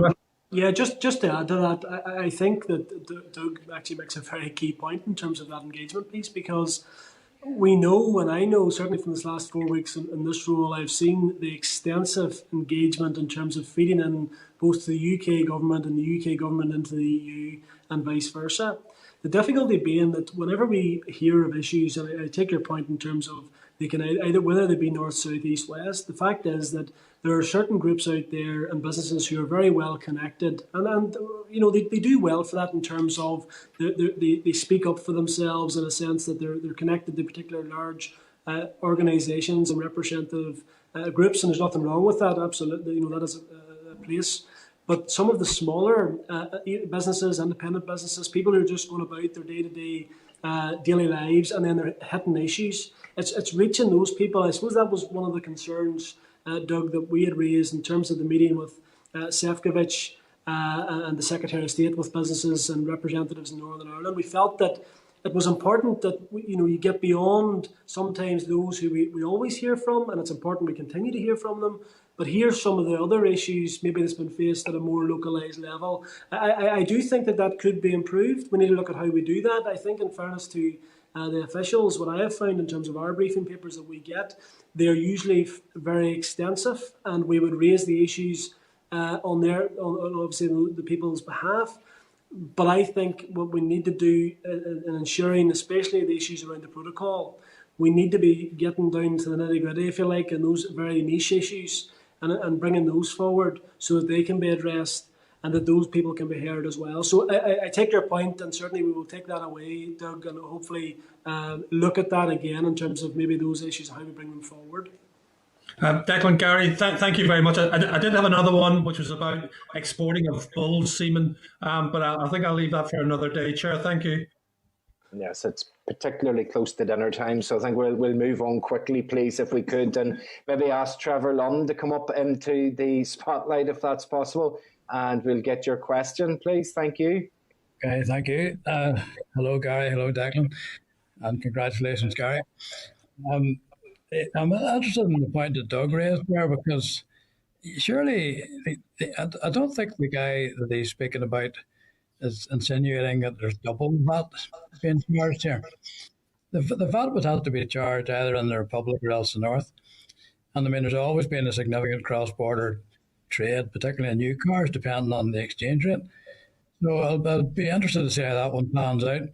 What I'm really looking at here is the manufacturing NI survey, and forgive me, I had to step out there for a few minutes, so I hope I don't repeat anything. But the manufacturing NI survey of business attitudes as of the end of January, it's actually quite positive. Businesses seem to be, they're doing what business does well. They're adapting, and they're finding ways to work the system, and they're probably getting more familiar with the new forms and all the certificates and all the rest of it. And really, I'll be very interested to see what the end of February survey says, because we're going to do one of these every month. Now, at the moment, you'd have to say it. Looking at the overall results of that survey, that over half are at least reasonably satisfied with the way things have panned out, and some of them are making good progress, and some are still saying they're currently struggling significantly with new process, but it's likely to ease. That's one of the answers. That's 28%. So would you agree with me? I mean, I know there's a big political discussion going on here, and that's politics is what politics is, but business appears to be finding a way. To me, is that a fair comment? Good to see you, Trevor. Yes, I think it is. Business people are problem solvers. Yes. They're solution focused, and the survey returns that you reference are in the public domain.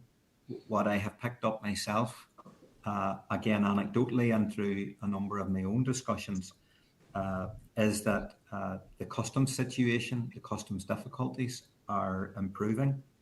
That many companies, as you said, are adapting, and that extends even into the agri-food sphere, where there are significant enough requirements which need to be met.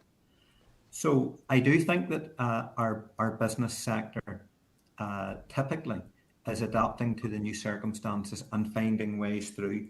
Our job, I think, is to ensure that their efforts are given greater resilience from within the institution of government, and that we are constantly bending our efforts to ensure that they are assisted in how that's done. And I think that there is much more that can be achieved as a result of the direct engagement between the European Commission and the British government on that two-way street basis that I mentioned in response to Colin's initial question. If the British government is fulfilling all of its requirements under the protocol, then that clearly gives you leverage in relation to seeking additional assistance from the European Commission, additional, if necessary, flexibilities to ensure that life is made easier for business, for trade, for commerce, because ultimately, and I think many businesses do see it in these terms, we have dual market access for all of the cant and the negativity around the protocol itself. It has found a way through that curtain of bureaucracy that has now been thrown up as a result of the decision to Brexit, to leave the European Union. It has created a landing zone for many businesses who put their minds to work, come up with solutions. They want to find a way through in order to not only maintain markets, but find new markets.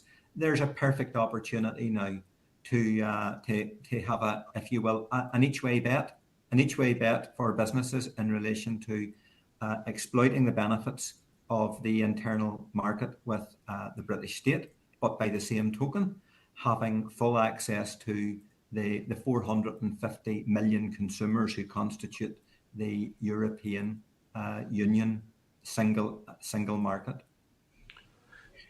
Trevor, thanks, Chair, just to come in on that as well. I haven't the figures, and I did read the survey, and I think that those surveys are very much useful. What I would say is that in terms of going forward, I note Declan's point in terms of the dual access point.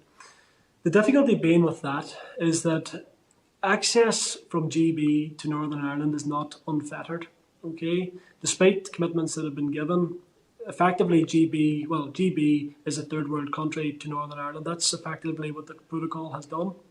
And that should never have been, because what should have been is the UK as a whole should have been on the same terms and left on the same terms. So effectively it's created a situation where Northern Ireland's largest market in GB is detrimented by the current situation. So I take your point in terms of businesses, but and some of those businesses who were surveyed, but to look wider than that, the implication goes beyond, and if you look at individual lives in terms of the impact that it's had on products coming in, whether that be through parcels. And again, there's going to be concerns in terms of the grace periods there. And I know that there have been concerns that many businesses in GB have decided just not to bother, not to even invest in this, because they're saying, look, it's not worth their while.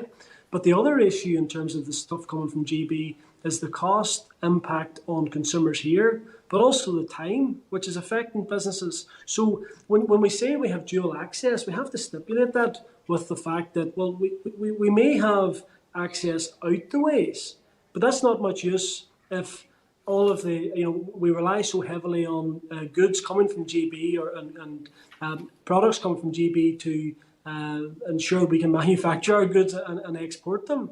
So in order to get dual access, in order for that to be successful, then we need to be having unfettered access with our main market in GB. That's the point I think that we need to make whenever we're talking about the best of both worlds, which obviously we don't have. Yeah, well, thanks for that, Gary. And you and I would be on slightly different sides of the discussion in terms of the political aspect of it all. Unfettered was always going to be impossible to achieve at both fronts, either north, south, and east, west.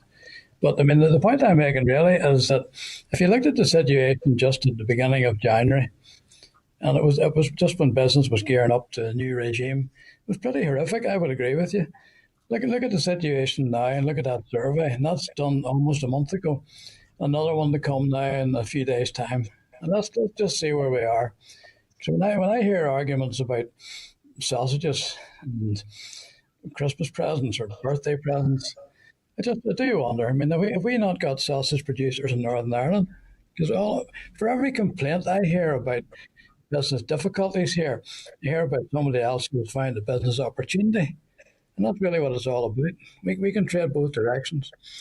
But I'm not trying to get political here. I'll be interested to see what the next survey says. No question. Okay, thank you, Trevor. And wouldn't be like us to get political in this committee now for sure, but thank you for not doing that. Can I apologise? I actually meant to bring Emma Sheeran in next because I know she's having difficulty using the raise hand function from the platform she's on. So if we could bring Emma Sheeran up into the spotlight, please, next for her question. And there we go. Emma, my apologies to you for that. Chair, not at all. You're 100%. Thank you very much. And thanks to the two ministers. And I want to reiterate congratulations and welcome, or maybe it's commiserations I should be offering to Gary. I'm sure your workload has increased. My question is, I suppose, a bit of a deviation from what you have been discussing thus far. And there's all sorts of things that have been discussed since we actually left the EU, and problems that have arisen and different solutions. And I think people have touched upon the fact that our business people in the north and our producers are problem solvers. And I know I've been contacted by constituents with all sorts of different situations, and that is what's coming across, and perhaps a need for greater transparency or help from some local departments in terms of paperwork. But the thing I wanted to ask about was in relation to the rights of European citizens in the north, and people who are Irish people living in the north who value their European citizenship and value the rights that they were able to attain in the past by virtue of our EU membership and want to see continuing on with their new arrangement. And I wondered, in light of that, how important it was that the North maintains sort of a bureau or an office in the EU, and how important that would be for ensuring that these rights are delivered, and on holding the different stakeholders, whether that be the Irish government or the EU or the British government, to account in terms of things like the EHIC and the Erasmus programme and different things that we have become accustomed to living in the north as an EU member state. So thank you. I'm wondering if you can expand on that.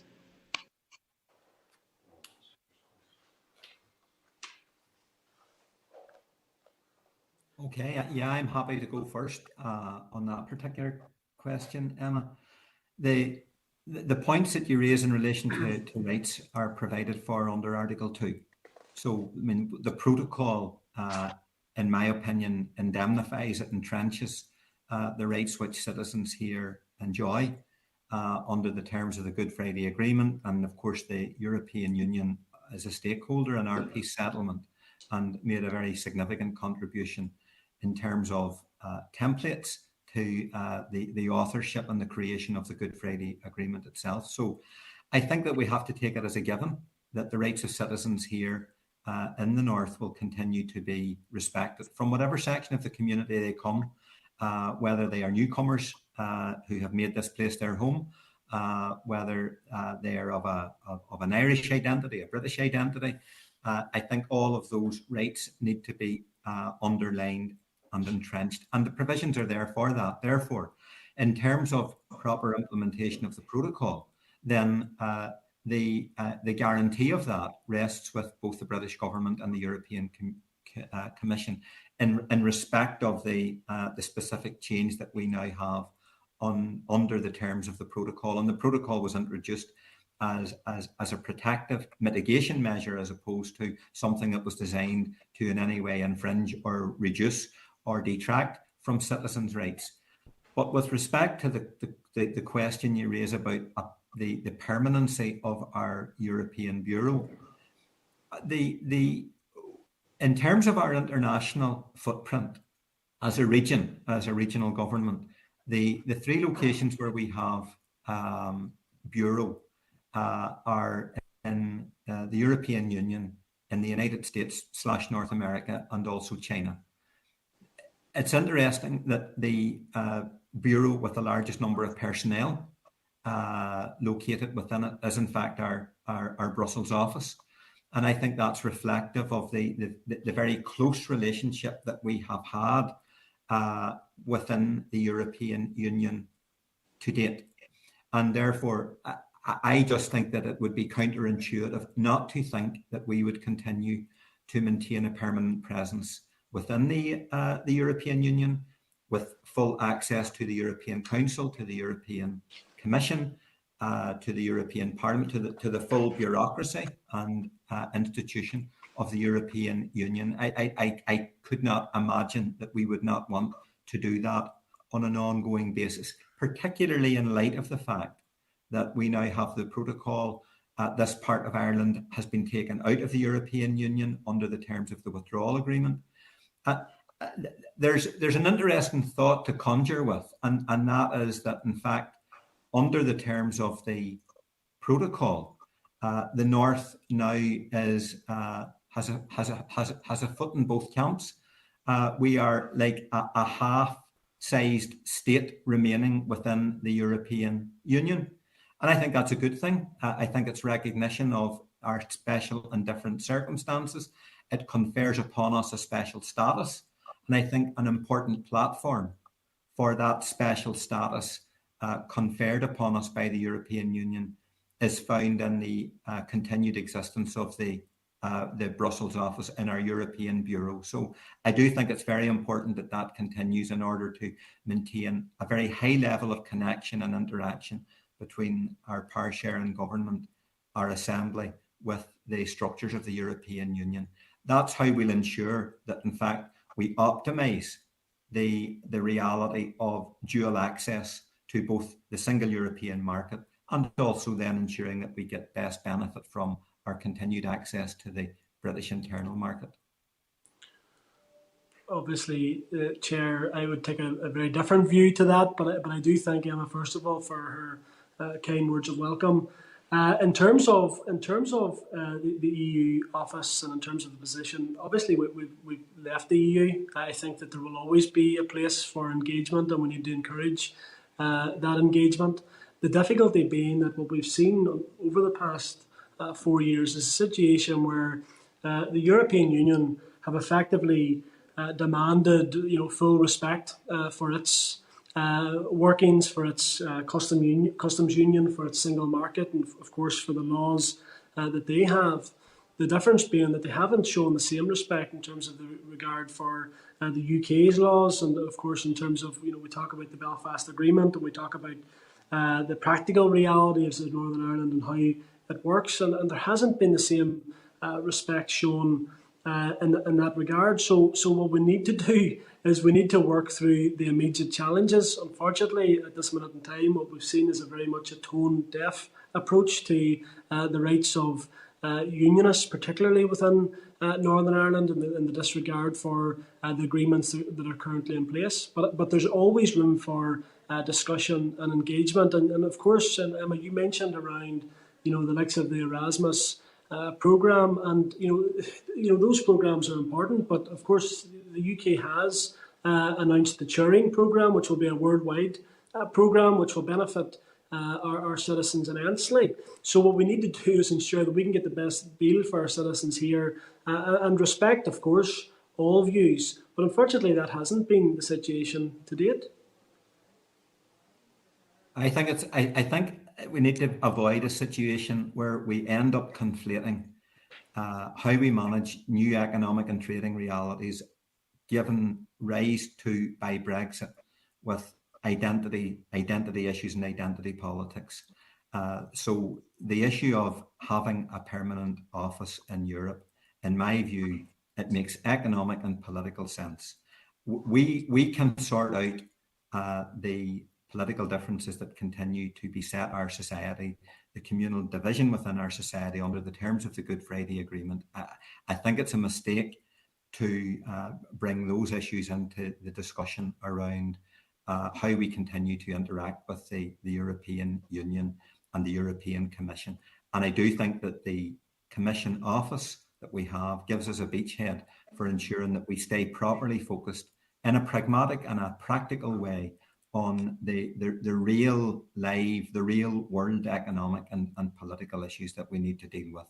And we'll deal with our political difficulties here at home. Okay, Emma, are you happy enough there, or have you a follow-up question? No, I thank the ministers for their answer. I think that, it'll not come as any surprise that I would sort of agree with Minister Kearney's reflection and assessment of things. And I do feel like there's, there has to be a responsibility on all of us not to hype things up and not to conflate the issues that we're seeing at the minute, because, the Irish Sea border has always been there, and it hasn't affected British people living in the north from, it hasn't stopped them being British. And, unionists, I think, need to realise and acknowledge that they're still unionists, they're still British, and our new arrangement doesn't affect that. So I just feel like that's an important thing for us to take cognizance of. But thank you. Okay, thank you. Members, we have three more members that need to come in and ask questions. So if I could do two things, please. If I could ask members to try and get as much of their questioning into one question or one statement with one or two questions, but get it into one input if we could. And then maybe if I could urge the ministers to rattle through their responses as quick as we can as well, and keep them succinct, and then we'll hopefully get through everybody's questions. Okay.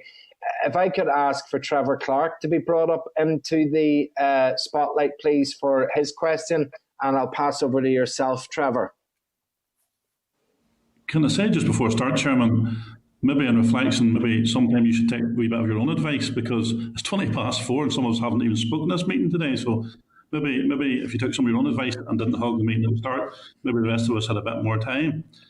Can I ask Minister Kearney? In relation to the contribution yesterday, where his own member had talked about other opportunities, where it was pointed out to him the difficulties for trade coming from GB to Northern Ireland, where his colleague referred to other opportunities, how would he describe that as unfettered access for Northern Ireland? I'm not privy to the particular comments that you're citing, Trevor. So I'll take your point in the context of unfettered access and the point that I made around our ability to have dual market access to both the internal British internal market and the single European market, and I think I've set my position out on that pretty quickly. I think that while most businesses operating in the north who would source goods in Britain have experienced some difficulties, they're going to be overcome. I mean, if you've got a manufacturer who's importing chemicals from Britain, once they crack the particular bureaucracy, that curtain of bureaucracy, the paperwork that applies, then the further compliance issues will be all the cheaper. I actually think that there are opportunities here where the advisors, and I referred this, and I think it was on a question that you put in the last meeting or a comment that you made at the last meeting, where British trade advisors were actually counselling British-based businesses in order to minimise expense and cost and bureaucracy that they were incurring by maintaining their economic relationship with the European Union, to actually then set up subsidiary companies on the European mainland in order to be able to continue to trade effectively, but without the costs that they were going to incur on the basis of managing the new realities. It seems to me that to put this into some practical context, rather than British-based companies looking at setting up subsidiary companies in the European mainland with all of the costs, the setup costs that would incur, why not set up the additional structure here in the north, and then create a jump-off point directly into the 26 counties, and from here, with the access that we have into the European market, and in fact ensure that British-based companies enjoy the same access that companies based here in the north would enjoy. Instead of having the cost of relocating to the European mainland, relocate subsidiaries here into the north and actually find a gateway opening up to them. Again, back to the point about practical solutions being found to some real world difficulties arising from the new economic and trading realities imposed by Brexit. And I suppose you could say in relation to that, Declan, that sounds like a reasonable thing for businesses to do. But where businesses already have established themselves here, and indeed businesses in GB, and there has been a good trading relationship between both, and I mean, I don't put an awful lot of weight on what a particular radio show at 9 o'clock in the morning at BBC Radio Ulster says.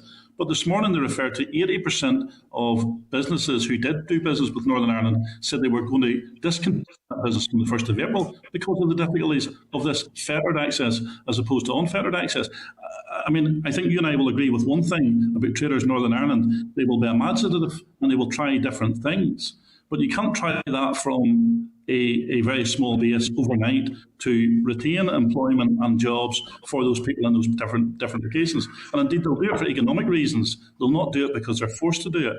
And that's what worries me, where businesses can't trade the way they've done. I mean, there was conversation, and I declare that it's been involved in the motor trade for many years. But there's a simple one. Our lorries are going out on a weekly basis this time last year with loads of cars. And they're coming back with loads of cars. Now they can't do that. So their hauliers are being hit because of this. Now, there is no option for those people with transporters taking cars out and cars in because of the difficulties with this protocol. So there's one person who can't trade, because actually, as already been referenced by Doug Beattie, there's the trading problem between us and the Republic of Ireland with car trade. So we're hit both ways with people who are involved in the motor trade and the hauliers who are actually moving those cars. And just in conclusion, to let Gary come in, Colin, not to hog this, I mean, those are practical, immediate problems. I don't think that they are systemic consequences of the protocol. Those are the kind of issues that need to be identified, they need to be isolated, and then we need to use the kind of engagement that we would have going forward through the joint consultative working group that has been inaugurated in order to actually find the practical solutions to those kind of unintended consequences that would arise. And I absolutely agree with you. Our businesses are very innovative, they're solution focused, but they also deserve help and support and assistance from us in relation to how they can optimize the opportunities that I think can exist for both continuing productive and profitable relations with the internal market, but also seeking out opportunities with the single European market as well. Gary, Thanks, Chair. I will come in briefly, just in terms of Trevor's point, well made around some of the figures of businesses, not willing to trade with here, given the position they've been put in through the protocol. The difficulty being that others who have decided to, whether it be crack the paperwork, as has been mentioned in terms of the freeze, the difficulty with that is that adds two things. It adds time to the process, but it also adds cost. And where does that cost be borne? And that therein lies the difficulty for us. And no matter what guidance you provide, it won't solve that problem. No matter what preparedness itself will not solve that problem. What we need is a situation where we deal with the challenges and the difficulties that have been placed between GB and Northern Ireland, and until we deal with those and recognise that those are real issues that are not going to be dealt with in terms of through paperwork, we need to recognise the fact that the GB market is our largest market, and until we do so and recognise that in equal comparison with how we trade with other jurisdictions as well, then it's going to remain a significant problem. And it's not realistic to suggest that look, everybody just move here. We know that there's business challenges even given the current pandemic. It's not realistic to just suggest that everybody move here and we can have dual access, because again, the difficulties arise whenever we're relying on GB goods being imported here, parts for products being imported here, and it can't be done. Therein lies the difficulty. Okay, thank you, Gary, for that. So next up we have Pat Sheehan. If we could bring Pat up into the spotlight, please. Okay, Pat, over to yourself. Thanks, Chair. I just want to read out part of an email I got there within the past hour, and it relates to our previous presentation from officials regarding the shared future funding. And this young lad called Aaron Hughes says, I am a TBUC Young Ambassador with the Department for Communities. And having heard this news this afternoon, it has made me deeply concerned. And that's the fact that the shared future funding is being stopped. This programme has changed my life from development of my confidence to gaining essential qualification to get me where I am today. Life-changing opportunities such as travelling to Rwanda last August.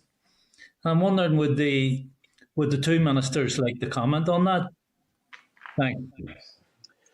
Okay, Pastor, I appreciate that we're in a Brexit oral briefing, but I do think the point that's been made is, one, relevant. We've all received that email this afternoon during the meeting, but also because you didn't provide us with an appropriate paper before the meeting, we weren't able to prepare and ask the questions. So I think that's why the ministers are paid the big bucks, is that they have to occasionally be put on the line and asked the questions. So if you were able to give us an update on that, it would be really appreciated, because people are concerned out there. Gary, you want to? Yeah, I can. I don't have a precise update. It's the first time I've seen the email, so I certainly am happy to come back with more detail on that. I do know that in terms of the executive position itself, the full replacement of the spending power previously derived from EU sources is very much something that will be taken forward. Now, I take your point around TBUC and around I know this was confused in terms of the last contributions as well when the officials were in front of you. But I take your point around TBUC and around the challenges that has placed. And I know that myself and Junior Minister Kearney have been involved in discussions in terms of trying to ensure that funding is sustained going forward. Unfortunately, I don't have any more detail at this stage. As I say, I haven't seen the email, but I am happy to come back to you in the very near future. And again, apologies in terms of your briefing note and the briefing pack that you did not receive. But as you will appreciate, a lot of these issues change not only on a daily basis, but on an hour-by-hour basis. So I think that it is important when we get papers to you that it's up to date and as relevant as possible. Declan, is there anything you want to add to that? I haven't seen the email, Colin, but I'm very familiar with the programme. I may even have met that young guy. It does amazing work on the ground. It's transformational. And I just think that we are in civic community and political terms, selling young people like that short by a mile when we can't actually guarantee the resource that would allow for that kind of funding, that kind of programme to continue. We're in a very, very challenging period now with a flat budget available from this particular British government. I think that we face the prospect of a new era of austerity when we get to the other side, potentially, of COVID, when the full scale of an economic emergency will probably manifest itself. The lack of certainty in relation to our being able to rely upon continued access to European funds is frightening. It's good that our young people may have some degree of continued access to programs like, for example, and I know I'm raising a separate issue here, but I think it's all linked, such as Erasmus. But there are no guarantees attaching to any of that.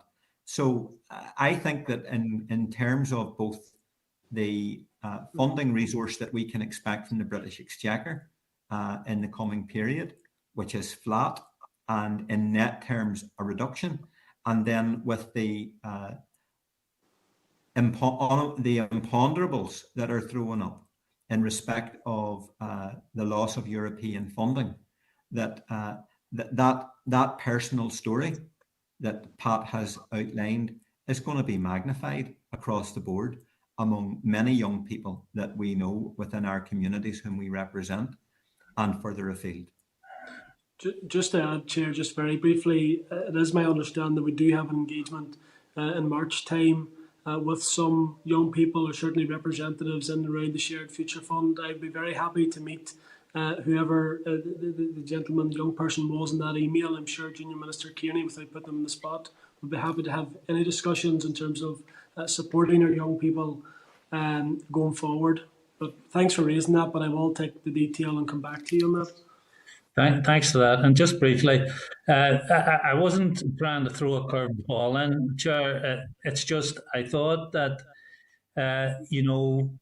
we know the budget is going to be very challenging. We know the British government are bringing us into another period of austerity. And sometimes the personal stories, here's a young man who has been given a great opportunity as a result of funding the Executive Office to be able to provide and a programme that the Executive Office was able to set up. And now the carpet is just being pulled out from under him. Declan mentioned the Erasmus project, which I was going to come on to as well. A similar situation there. Great opportunities for young people to go away and study in other European countries, to sample the life there, the culture, the language, and all the opportunities that go along with that.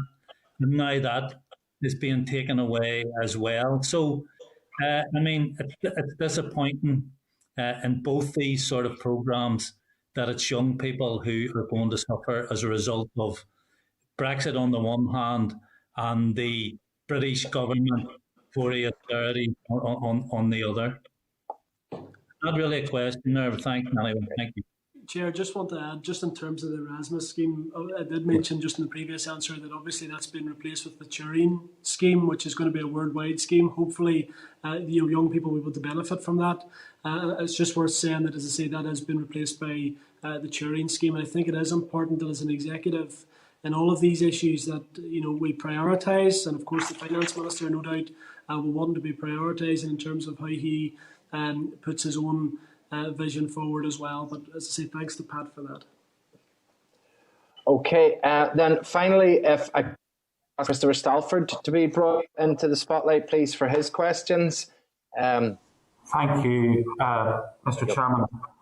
Mr. Chairman, the practical outworkings of the protocol only sort of 60 or 70 days in have demonstrated that it creates barriers to trade. But I want to raise an issue which I think is actually just an example of cruelty.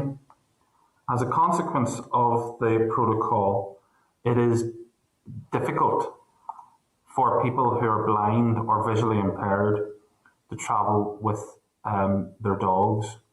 This is because guide dogs travelling from Great Britain to Northern Ireland are being classed as pets. This, I think, is an example of where the inflexibility that was talked about needs to be addressed. In the last 10 years, 250 puppies have been trained to become assistance dogs in Northern Ireland through the breeding centre in England. And as a result of the arrangements that are in place, the supply of pups being taught has been suspended. They have to wait until they're around 15 weeks old, which is well past the point for their development. Now, I think that that is an example of just how the inflexibility is not only having a negative impact in terms of the economy, but on humans, on human beings and their everyday lives. And I think it's important that these issues are highlighted, because economic arguments can sometimes be very abstract. I think an example like this, and also the invocation of Article 16 by the European side to attempt to restrict the vaccine supply coming to the United Kingdom, was another example of how these arrangements put in place represent a sort of Damocles hanging over our head that can be used against us to hurt people in a very practical sense. I know that Declan will disagree with me fundamentally on that, but I think those who argued for rigorous implementation of this should have been very, very careful about what they wished for. There's no question there, but if someone wants to speak to it, they're welcome to. Okay, over to yourselves. Declan? I'm happy to come in and respond, and I appreciate it's more a statement than a question, Christopher.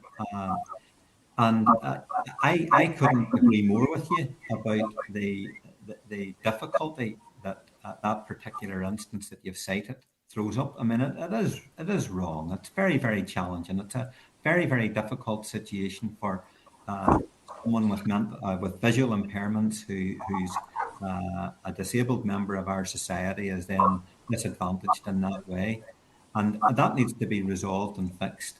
So I do know that the issue of pets, and that would extend to pets who are assistants for people with visual impairments, and was in fact discussed along with the issue of the chilled meats issue, medicines, parcels, at that specialised committee meeting that took place yesterday. We have, through the XO meetings, since the beginning of the year, raised all of those issues, Christopher, repeatedly, including the issue of guide dogs and pets. We've argued, actually, that what's required is a passport for pets of all description to be able to move back and forward without any impediment, in order then to ensure that citizens, like you've described, are not in any way disadvantaged or having their rights disproportionately infringed upon. So they need to be fixed and they need to be resolved, and it is a cruelty that someone has to live with that kind of difficulty on top of an existing disability. But set into the broader context, the fact is that the British government have been involved in these negotiations now for years. We had previously an agreement struck by Theresa May. There was a backstop agreement that arguably would have provided greater levels of flexibility and a much better landing zone for so many of these issues than has been created as a result of the hard Brexit that was finally fought for and secured. And then as a consequence of that, the protocol has emerged. But regardless of our different political points of view on these points, Christopher, Boris Johnson had the shape of this in 2019. He knew what was coming down the track. There were no surprises in relation to the kind of issues that were going to have to be addressed arising from the protocol itself. And if I can just make one final point in the broader economic sense of all of this, Colin, because rightly so, these have been issues that have been raised during the course of today's meeting, SPS, checks, and so on and so forth. Bearing in mind this, in the course of the negotiations, this particular British government negotiation team could in fact have gone for something different. They could have chosen to go for a greater alignment with the EU's food safety rules, much along the lines of what Norway and Switzerland have secured with the EU. And that would have actually ensured that there would have been much less friction. It would have created a different pathway on some of these particular issues that I listed in relation to discussion at the specialised committee yesterday. We couldn't actually have avoided many of these difficulties if a much more enlightened and strategic approach had been taken to the negotiation in the first place. But the truth of it is, Boris Johnson and Co saw this coming. They negotiated it with their eyes wide open.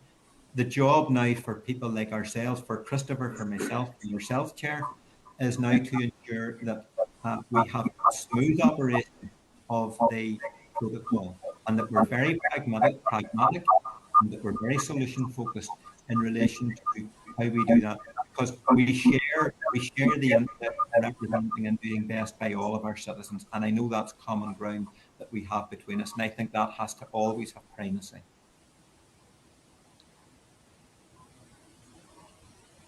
Gary, do you want to come in there? Yeah, Chair, just very briefly, and apologies, there's some sound difficulties there. But what I would say is that what Christopher's highlighted just highlights I suppose, the direct interference that's been had in our everyday lives. And, that pet example is one case, which is a very sad case. But it goes beyond that. It goes in terms of whether it be in terms of medicines going to our NHS here in Northern Ireland, whether it be in terms of seeds, soil, parcels, second-hand cars, tractors. These are all issues which effectively are a straitjacket in terms of Northern Ireland, and that's what's been placed on us. So until we come to the realisation that these issues are beyond teething problems, that they are serious issues in terms of the internal workings with the United Kingdom, then we're not going to be able to resolve that. Time and time again, when people talk about solutions, so solutions were put forward to these problems initially, and when the DUP were raising issues around e-customs and online declarations, small business exemptions, trusted trader schemes, bilateral agreements, all of these things were put forward and dismissed. We're now at a situation where the joint committees having to come together again, and I do hope that they listen to the genuine concerns that are out there within our communities, come to a resolution, so that we can move forward and that Northern Ireland can be prosperous once again. Okay, Christopher, you happy enough there? Just one very brief point, Chair. I think the fact that the UK is, at the present time, aligned with EU rules. We haven't had any divergence thus far. These arrangements have only been in place for less than 2 months, or for less than 60 days. The fact that even with our existing alignment, these difficulties have been thrown up, I think demonstrates just how unworkable the situation is. Okay, thank you for that, Christopher. I'm going to move on just to the final speaker now, because Martina Anderson did have to go at 4 o'clock, but as we're still here, she's come back again. So, Martina, we can bring you up into the spotlight and you can ask your questions. Thank you very much. Some people might say I'm a glutton for punishment. I've been sitting swimming from 9 o'clock this morning, different meetings. But can I first of all congratulate Gary as someone who comes from this constituency on the position he has. And can I also, with your indulgence, just acknowledge the role that the Executive Office today played in the signing of the heads of terms for the City deal, inclusive growth. We had the Joint First Minister zooming in, as well as the Finance Minister, and that was deeply appreciated because, Chair, this financial package invested in Darien Strabane is the biggest financial package ever. And this is in the middle of all of this pandemic where hope and reality comes together to shape people's futures. So, and it's not aspirational, it's real, and it's a great news day for Derry. So just afford me the opportunity to say that. I want to say more of a comment, if you don't mind. There's probably too much I could say about the whole Brexit journey and where we're at now. But during the time of the discussion about Brexit, the vote about Brexit, and the transition, I met with guide dog owners. I highlighted that this would be one of the issues of what's being dragged out of the EU for some of us, and including the issue of funding. And we were accused, those of us that were identifying these problems that was going to happen, of project fear and of scaremongering. And unfortunately, it has become project fact. So we have to work together. I am acutely aware of people's views about where all this has landed.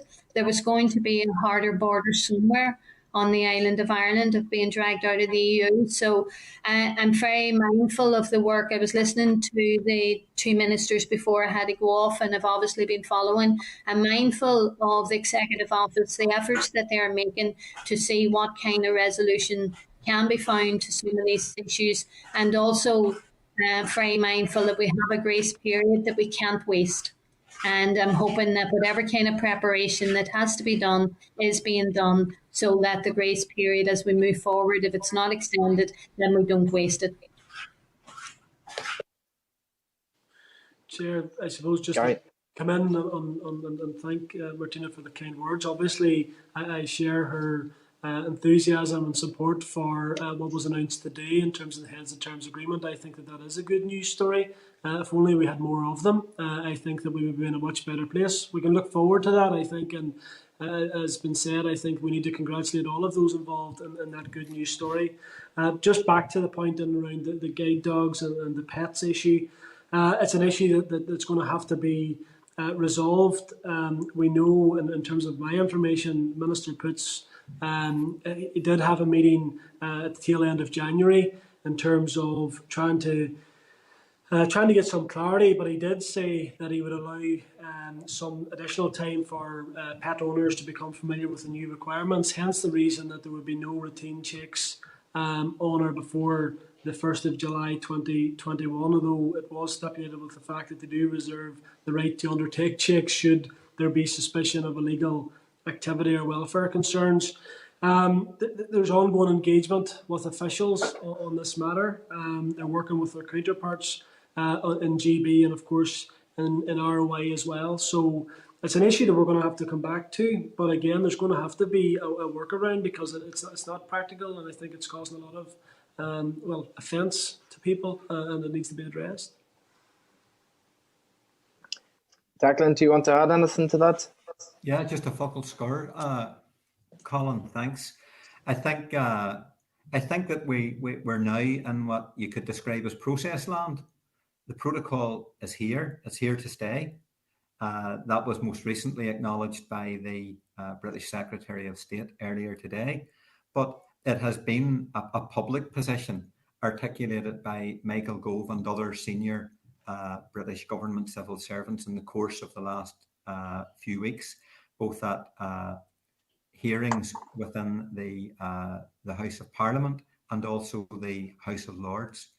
So it does not make any of us any less Republican or Unionist to accept the fact that it's here, that we look to the bigger picture, we find the common ground that we can share to ensure that businesses continue to prosper, that our consumers are not in any way disadvantaged, that those who rely upon guide dogs are in no way disadvantaged or have their rights any further infringed as disabled members of our society. That's the common ground that we have.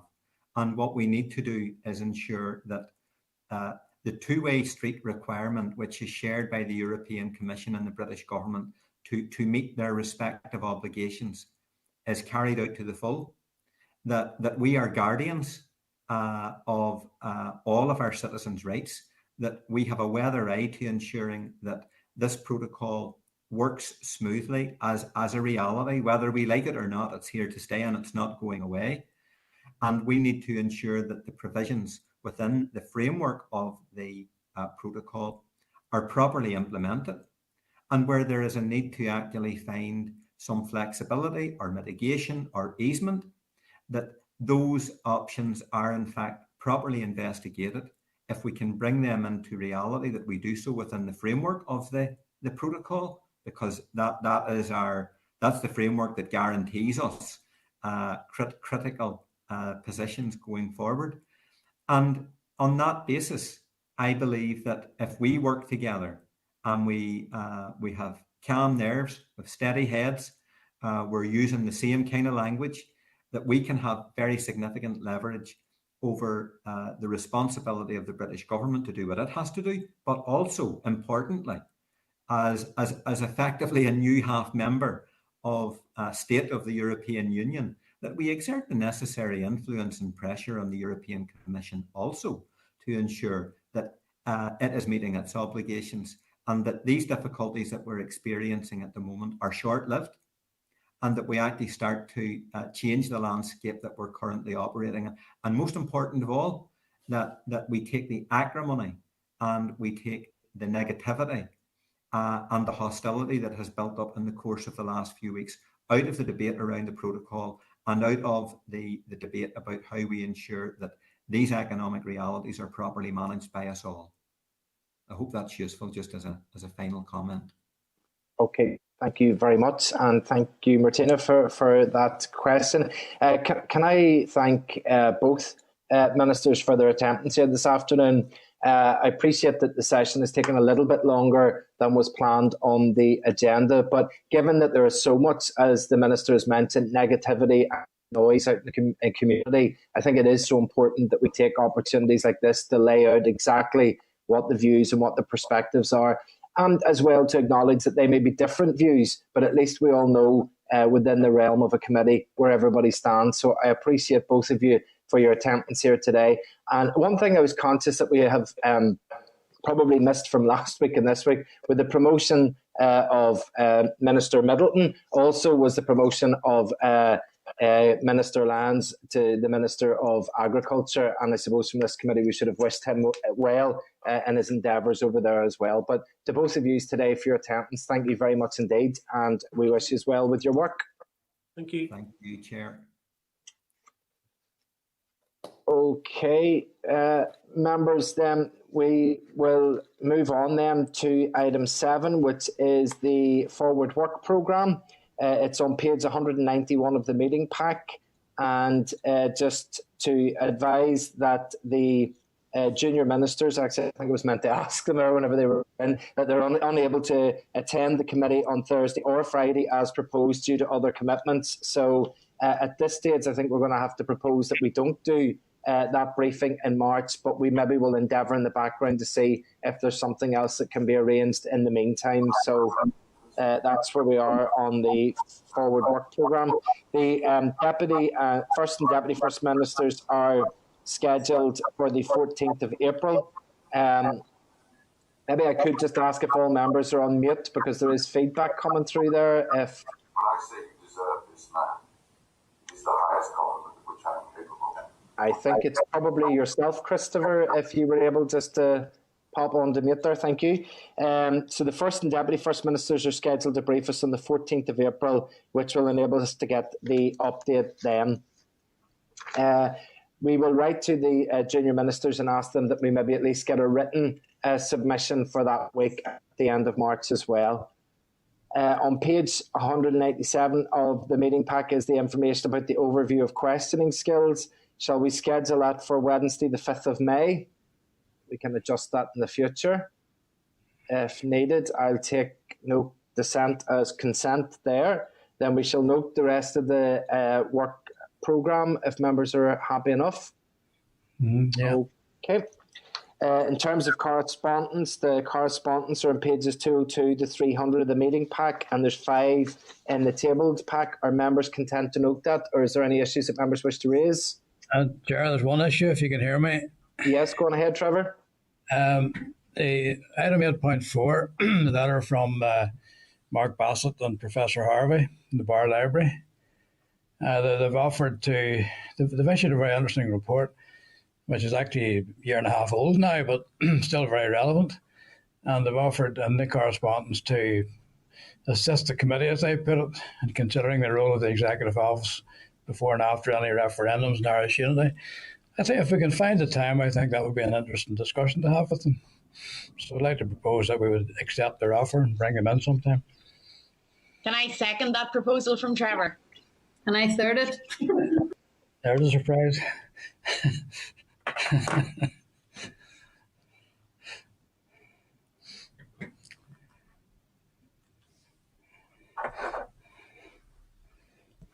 Chair, you're on mute. We can't hear you. It's just as well you didn't hear what I just said there whenever you said that to me. Okay, so Clerk, if you could arrange for that there, please, and we'll get that fitted into the work programme. Thank you, members. Okay, item 9, any other business? Okay, then item 10 is the date, time and place of meeting, and that is next Wednesday via Starleaf again. Members, thank you very much indeed for your time today, and we'll see you all next week. Thank you. Goodbye. Thank you. 30.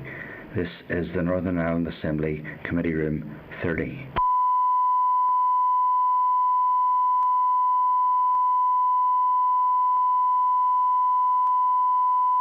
This is the Northern Ireland Assembly Committee Room 30. This is the Northern Ireland Assembly Committee Room 30.